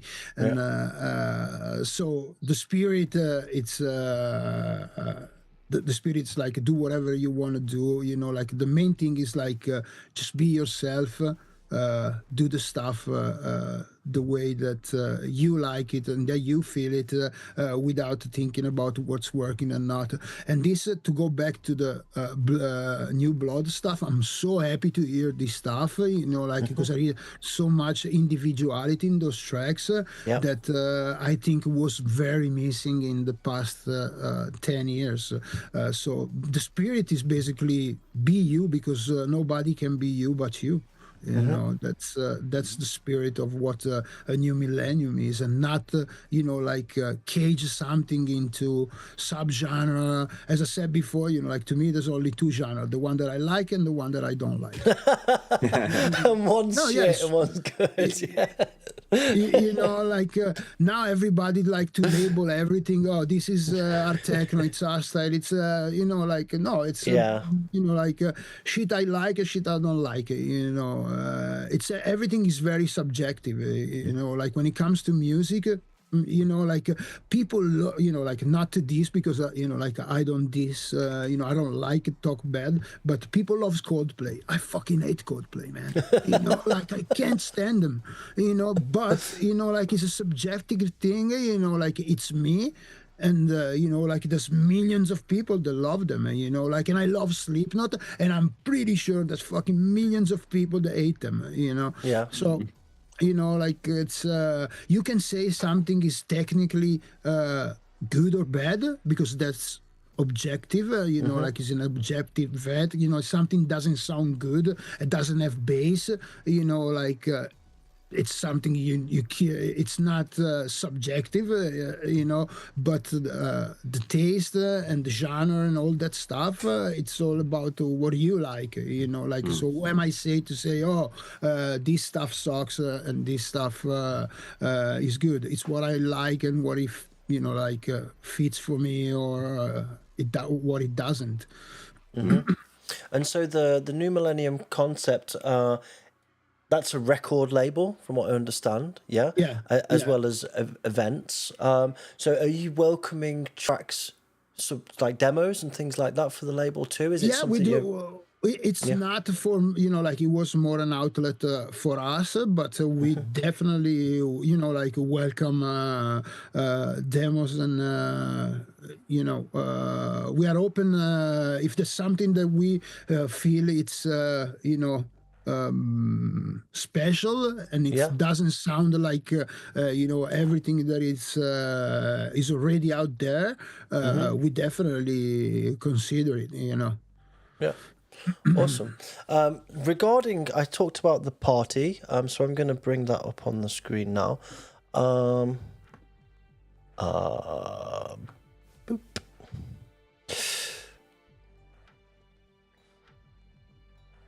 Party is this Saturday. Yes. In Rotterdam at Worm in association with Prospect. Yes. Fantastic main room lineup: Starving Insect, Starving Insect, Tommyknocker, Art of Fighters, UNEXIST, Somniac 1, and Thrasher. And there's also a really fucking good second room as well. I'm just going to try and bring that on the screen because it's good one. Excuse me a moment. I should have been a bit more prepared with this bit.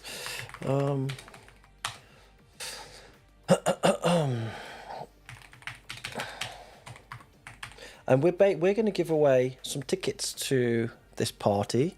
So if you want to win tickets, we're giving away 2 sets of 2 tickets to the party. And all you have to do is comment, not in the chat, under the video, in the description of the video. You need to comment why you would like to get free tickets to go to that party this weekend. Really fucking simple. Let me try and bring this up on the screen so we see. Full screen that.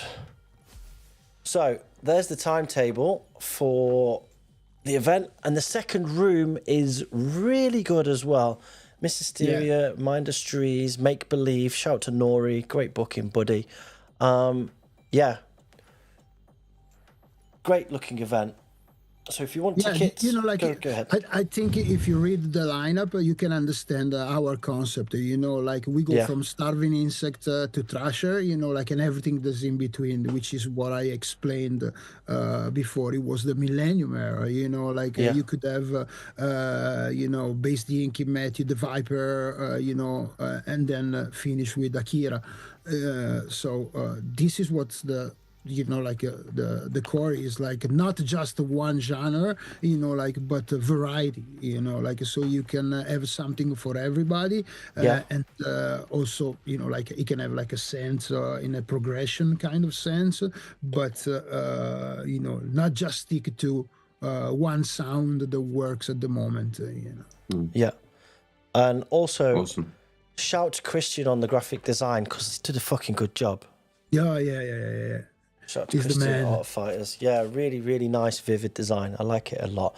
So, guys, if you want tickets to this, we're giving away 2 times 2 tickets right in the video comments underneath the video on YouTube.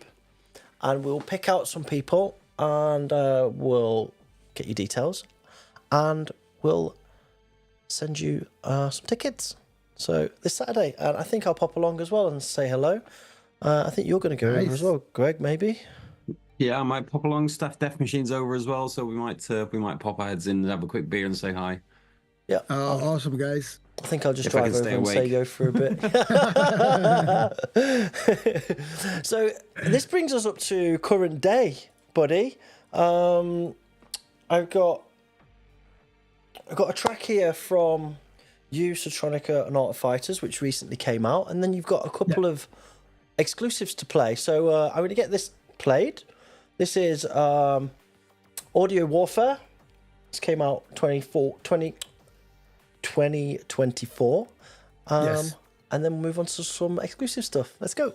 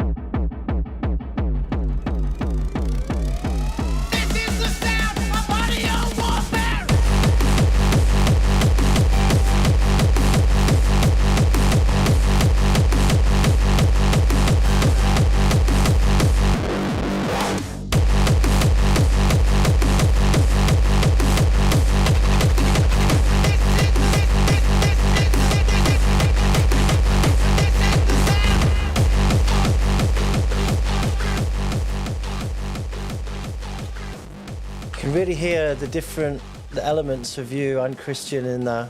Really, really nice. Yeah. Well, funny thing, we started this in 2016. You know, when we were in, when we were in New York, we never managed, like to find the proper, elements. So we kept postpone it until last year. We were like, okay, this is the final version. Let's do it. Because like after so long that you don't release, you're never sure what you're gonna do. And we were just like, let's release it. It's done. Let's go. Wicked. And so that's kind of a blueprint for the sound of the new Millenium stuff, right? No, not really. Not really. There's gonna be stuff that sounds like this, but as I said, it's everything we like to do, from slower stuff to faster stuff to more,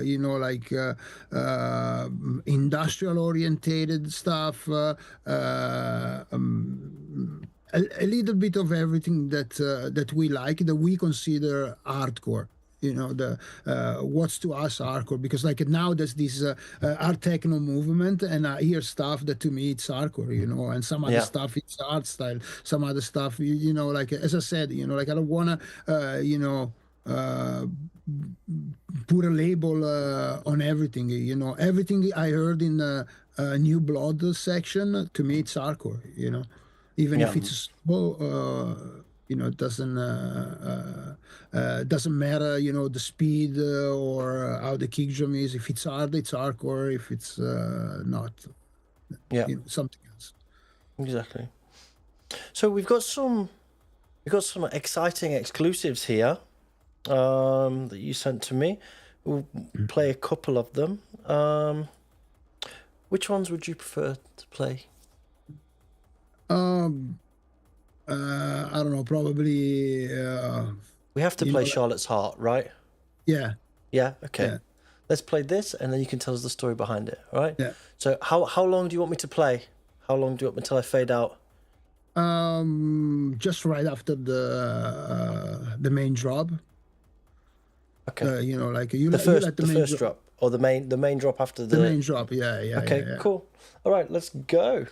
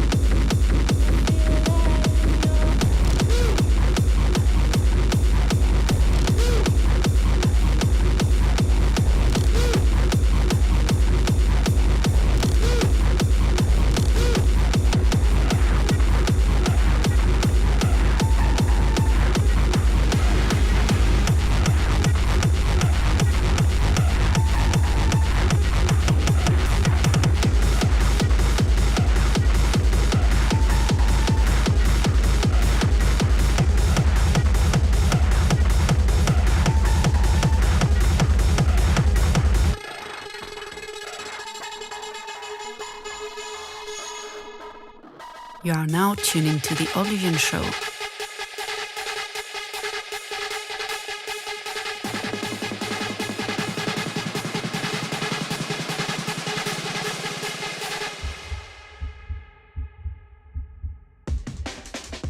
Daddy, go.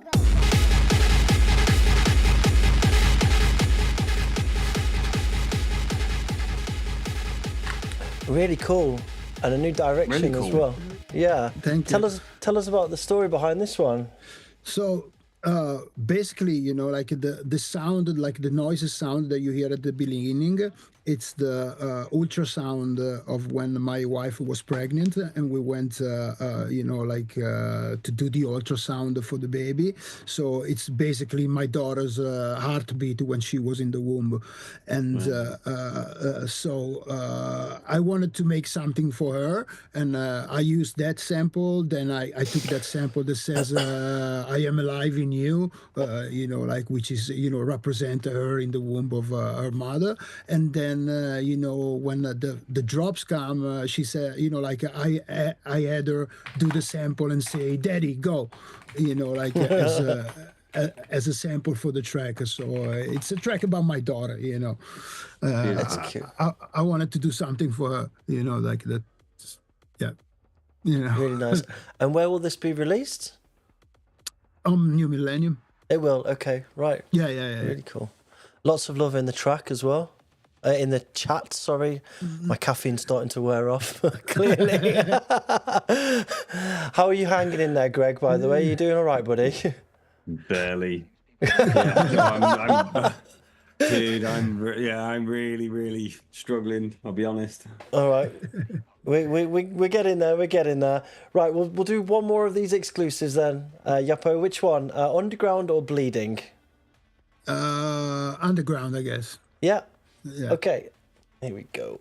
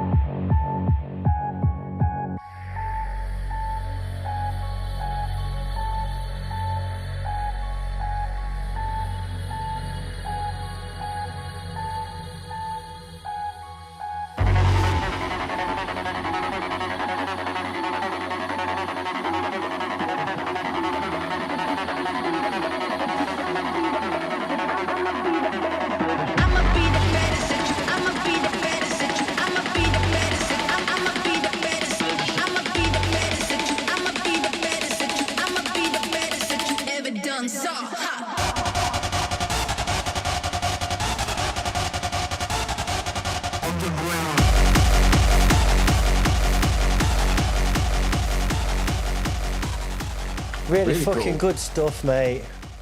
Thank you. Really big evolution in your sound. Again. Yeah. Again. Yeah. Yeah. You know, this was like, you know, like it's been 2 years. I gotta say that the art techno movement really gave me, you know, that spark, you know, that I lost, because you know, like whatever was, you know, working in the last 10 years, I didn't feel it at all. I felt so distant from what I come from, because also, you know, like in the 90s, there was a lot of, you know, slower stuff, techno-ish, industrial. I mean, you know, at number one, we used to play bonsai stuff, you know, everything. And, you know, like the past 10 years, everything was fast, everything was only kick drum, you know, and, you know, it's okay if you have 2-3 artists like that, but not an entire scene, you know, like I felt disenfranchised. And then I start hearing this like techno, and I start with UMEC and that slower stuff, more melodic, you know, like, and I was like, I got nothing to lose, you know, like I just want to go back in the studio and make music. And then I start make tracks at 140, 145, and then a little bit at a time, you know, my sound, you know, like I start gravitate towards what my you know, like but the real me, you know, like harder and harder. But that you know, like their techno scene was what gave me. I was like, this is way more closer to what you know, like I feel as a hardcore than what it's called hardcore right now, and especially, you know, like the influence of Mad Dog down tempo stuff, you know, was a big thing, you know, like, because you know, to me, Mad Dog is the #1 hardcore artist, in my opinion, you know, like, you know, there's very, very few tracks I don't like from him, and because also we have the same background in what we like outside hardcore, you know, metal, hip hop, and all that stuff, and also the original hardcore that we used to listen. We grew up in the same era, so we have a lot of affinity. So that was a good influence.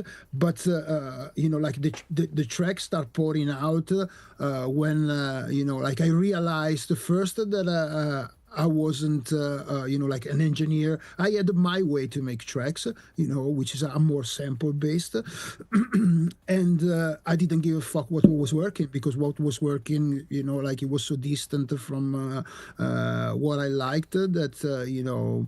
Then I go back in the studio, and almost every day I was making a new track. I have like 25, 30 tracks, you know, between finished and unfinished.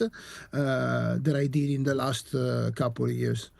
Wow. So that's what, you know, like there was a period where I thought, you know, like it was always like, you know, I don't know how to make music, you know, like I don't enjoy this. You know, going to the studio was a pain, but then, you know, like I found the joy again, and yeah, I'm really happy like, for you. It's you've really come to a good spot. I mean, you can even tell with your physical appearance, excuse me, but you start to look really good again. That you lost a bunch of weight, and you yeah, thank you. You feel good and more confident, and I can tell just by talking with you that you feel different, and you've got something back, and you've got a fire back in you, and it's really cool, bro. It's really nice to see. So congratulations and big up for you. Thank you very much. It's harder to keep the fire, you know, lit for like, well, I started in 1995, 6, the first record. So like it's 30 years. It's really hard to, you know, like, so I think these ups and downs are part of the, you know, like career. It's normal to have ups and downs, and you know, like I'm very happy that I found back the joy to stay in studio and experimenting and do new stuff, you know. Yeah, awesome. What a fantastic story you've got, JAPPO. Thank you so much for coming here and telling us and allowing us to be the first people to actually have you talking from the heart and talking about yourself and your career. It's honestly a very, very proud day for me to have you on the show. So really, thank you so much. No, thanks to you for you know, for let my story, you know. It's really awesome. Were there any other points that we didn't discuss that you'd like to touch here, or should we close the interview? No, it's up to you. If you get, you know, like if you have any other I covered question? everything that. No, I covered everything I wanted. We'll open at the end of the show for a few questions from the chat. So, guys in the chat, if you've got questions, start to think about them. Don't put them in there now, but put them in at the end when I ask, please. But okay, we'll close this section then, Francesco. Thank you so much. Really, big inspiration, and we've been listening to you since forever, and it's really nice to have had you on here. So thank you so much. Respect to you and what you stand for. Shout out to Gareth Thrasher, because he was a big part that believed in me, you know, like in the last couple of years, you know, like, so I need to shout out to Gareth. Always, you know. big shouts to Gareth, and get well soon, bro. He's going through the shit at the moment, so he's been sick for a little while, so heal up soon, and I'll see you Saturday for a cuddle. Next up, we have got the What's Hot section. What's hot? All right, I'm going to quick fire these because Greg's going to fall asleep. We have got, first up, we have got Gopnik with Sedative. Let's go.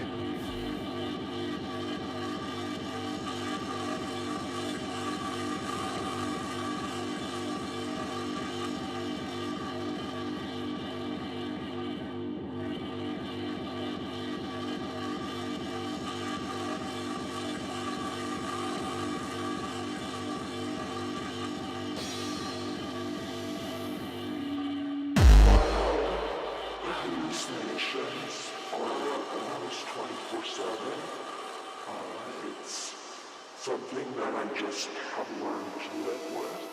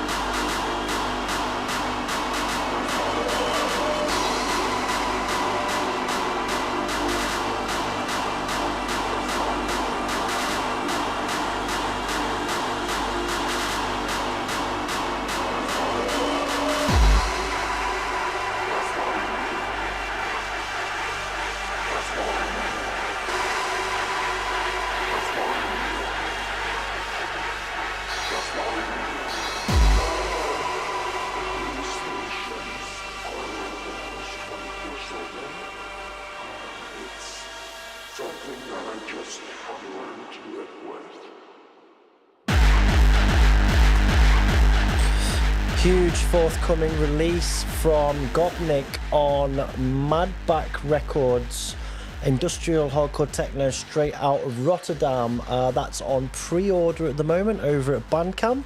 I put a link to it in the chat. Next up, Edub and Artist with Time Lock.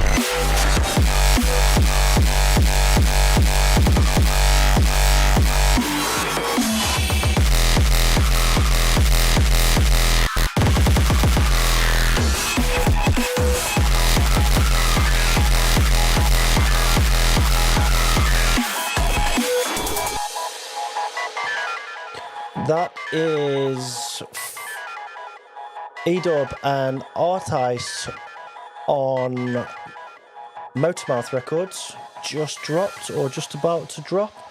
Available over at Bandcamp. 2 tracks on that release. One with the 2 guys and one with just Edub. Worth grabbing. Next up, we've got a track from the Donny and Catharsis Black Hole remix competition. In fact, the winning track from Peter Curtin. Let's go. Tied together as part of an endless cycle.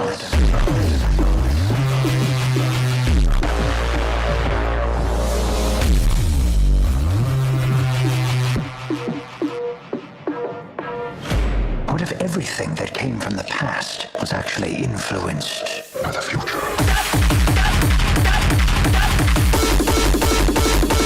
Black holes.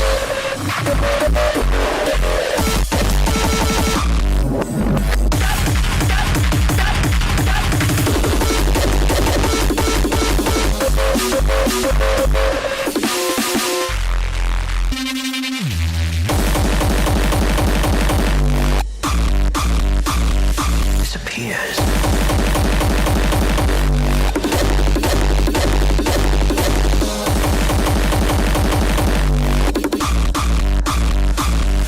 Forever. What other things vanish there? Black hole.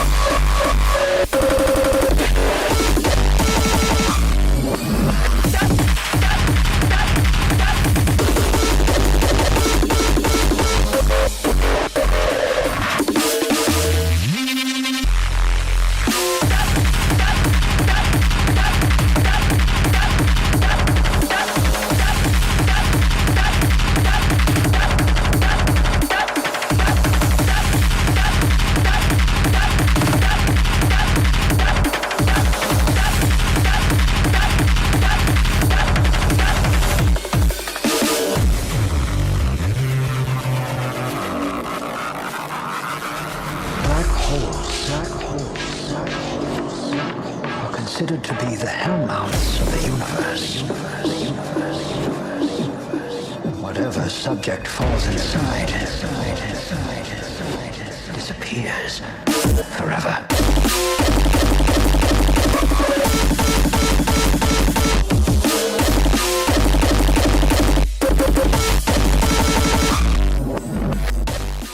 Absolute weapons grade remix there from Peter Curtin even.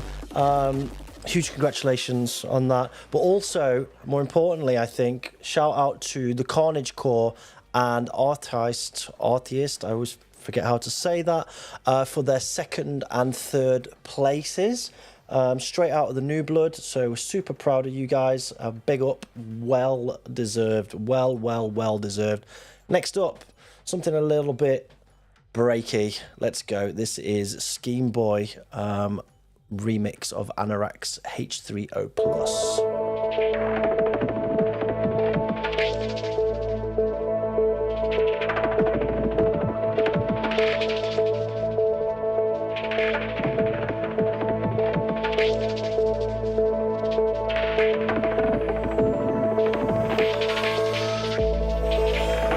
And hey to Gemma in the chat, nice to see you.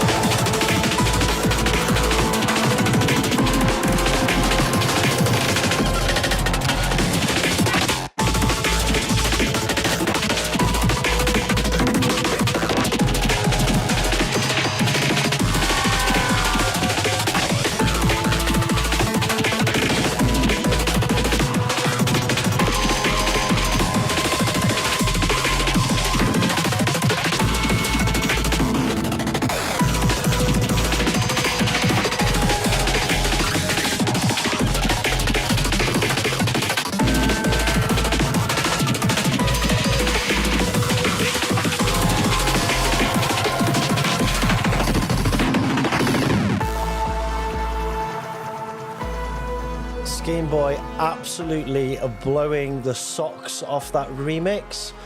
This is part of a large remix compilation coming out on Grey Meta. It's being drip fed out. That one will be out on Monday. But there's also a Dolphin remix which we played last show, and the Dephased remix available on their Bandcamp. I've dropped the link in the chat. Go and check it out. Next up, time for something chunky. It's Brian Fury. Ostentatious displays of defilement.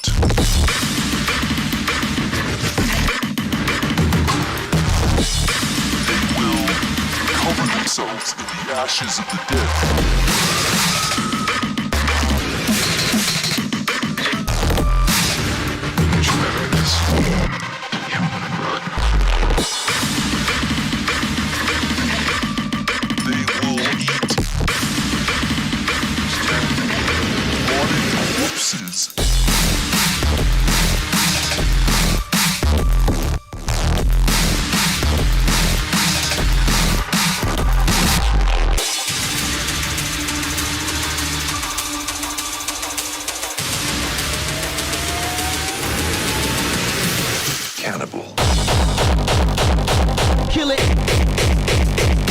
Sucker,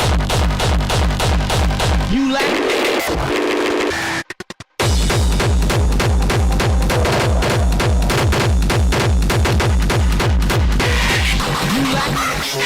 You lack the minerals.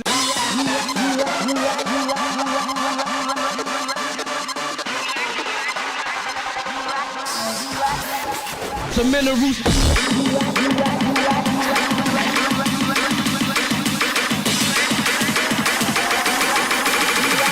You lack the minerals. Kill it.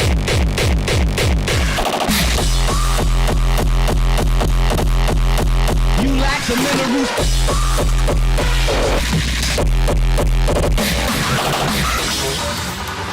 Each weapon is warm, human blood. Kill it. You lack the minerals. Absolute hammer release from Brian Fury. This is from the forthcoming Death Chant LP 18. That's coming out at the beginning of March. Huge double vinyl. Yeah, what's more to say? Brian Fury absolutely wrecking it. Huge track. Next up, we've got Drux and Hellfish with Yo Mama. Crack cocaine. Crack is a rock crystal substance that is usually smoked in a pipe. It induces an intense, short, and relatively inexpensive high. Crack is widely believed to be the most addictive drug ever sold on the streets. Drugs and violence are part of the curriculum. Your mama's on crack rock. Not my mama. Your mama's on crack rock. No, she ain't. Your mama's on crack rock. That's a lie. Your mama's on crack rock. Your mom likes sucking dick.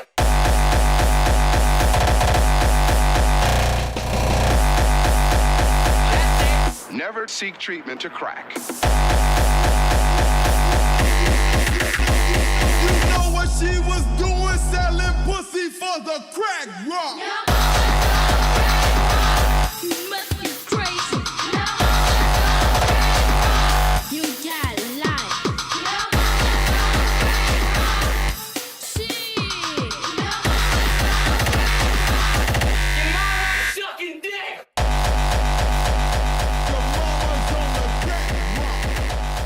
Can't play too much of that one. That's out in April. Same roots at Toolbox Records, forthcoming on Death Chant. I've put a link in the chat. And that draws us to the end of the What's Hot section. What's hot? And Greg's still awake. Woo!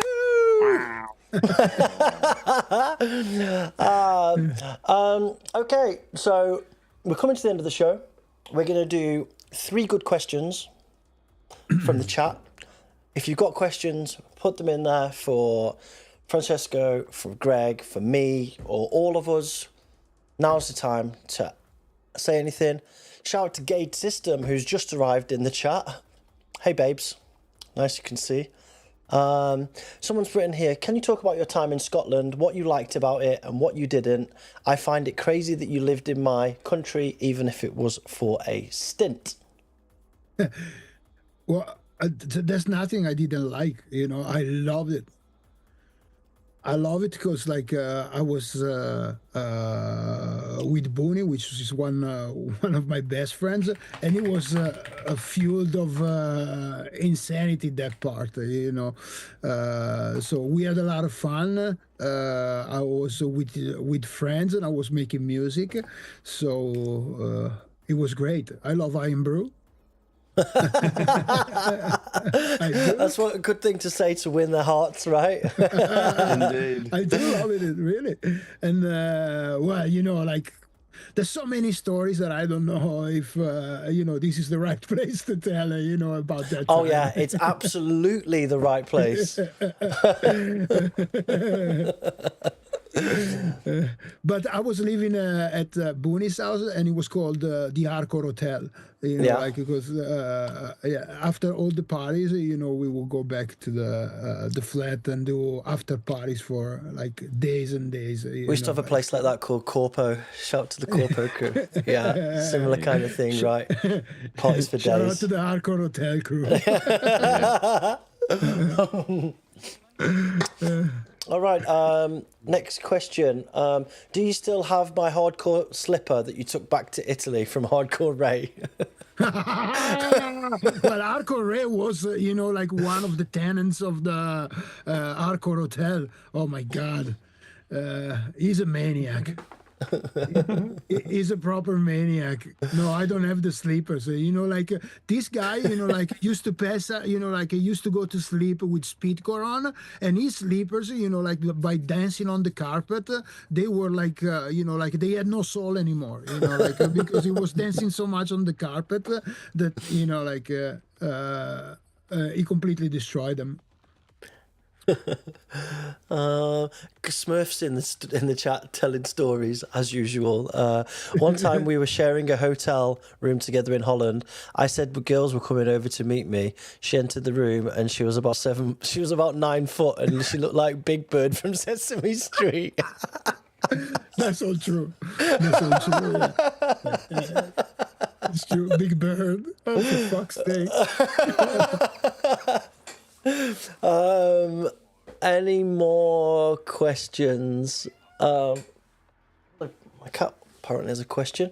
We've got one more good question in the chat, and then we're gonna close this off. What was the best memory of the Italian hardcore party scene in the 90s? Ooh. I don't know. That's, you know, like so many good parties. You know, like the vibe. I really just can't pick up. You know, like for me, meeting Lenny probably was one of the best things that ever happened. I don't know, you know, like it's really tough because it's, you know, it was every Saturday for almost like 7, 8, 9 years, you know, like consecutive, and it's really hard to pick up a memory. But there was a lot of good parties and stories, and you know, like for me, the things that I hold dear the most is the fact that I met so many people that became my very, very good friends, and some of them best friends. You know, like this is the best thing. Yep. I've got a final question for you. If you were to give one piece of advice to aspiring producer or DJ, what would it be? It would be, you know, like be yourself, you know, like, because nobody can be you but you. So, you know, like don't follow the trend, because like I never heard anybody blow up by doing by copying something that it's working or someone else that it's doing his own, be yourself. It's like high risk, high reward, though, but if you play safe, you're just gonna, you probably get left into the noise, but if you are yourself and you have your own sound, maybe, it's gonna be tough, and few people it's gonna like it, but at least you are yourself, and you don't sell out for something that you don't like. Then if what works is what you like, just follow your heart. I think this is the thing that I can say that I learned myself. Preach. Wise words, bro. Wise words. Wise words. Okay, we're going to close the show. JAPPO, thank you so much for coming on. Guys. It's been an honor for us. For sure. Pleasure for me, guys. For sure. Before we go, we need to do a thumbnail. We need to smile so Jay can have a picture. So smile. Right, there we go. There's the thumbnail done. I need to test something because I'm scared of fucking this up because I fuck it up every single show. Oh, it's gonna work. It's gonna work. Okay, guys, it's been a pleasure. Thanks for tuning into the show. It really has. And just to say as well, JAPPO, thank you for all the awesome tunes you've made over the years. All the contributions that you've made to the scene. It's been amazing. Yeah. Thank you so much for the kind words, man. And not only that, I think your outlook and the whole rebellion and punk attitude, it's inspiring, really. So yeah, big up. Thank you. Yeah, thank you. Appreciate it. Thank you, guys. We're going to close the show as ever with something different. Greg, do you want to introduce this? No.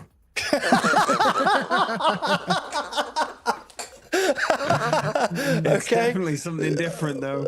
Okay, well, let's just get straight into it. Ciao, everybody. Take care. Thanks for tuning in. Peace. Bye.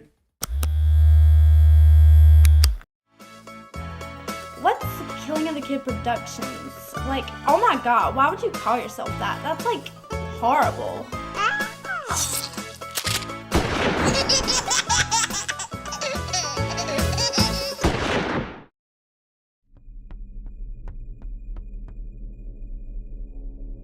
Boy, ain't that right, my sweet little sister cookies? Remember, kids, when you're wiping your ass, always go from the front to the back. Otherwise, you're gonna get shit on your balls. Bibbidi bobbidi boo, I got pee on me balls last night while fucking your sister's in your bum. Well,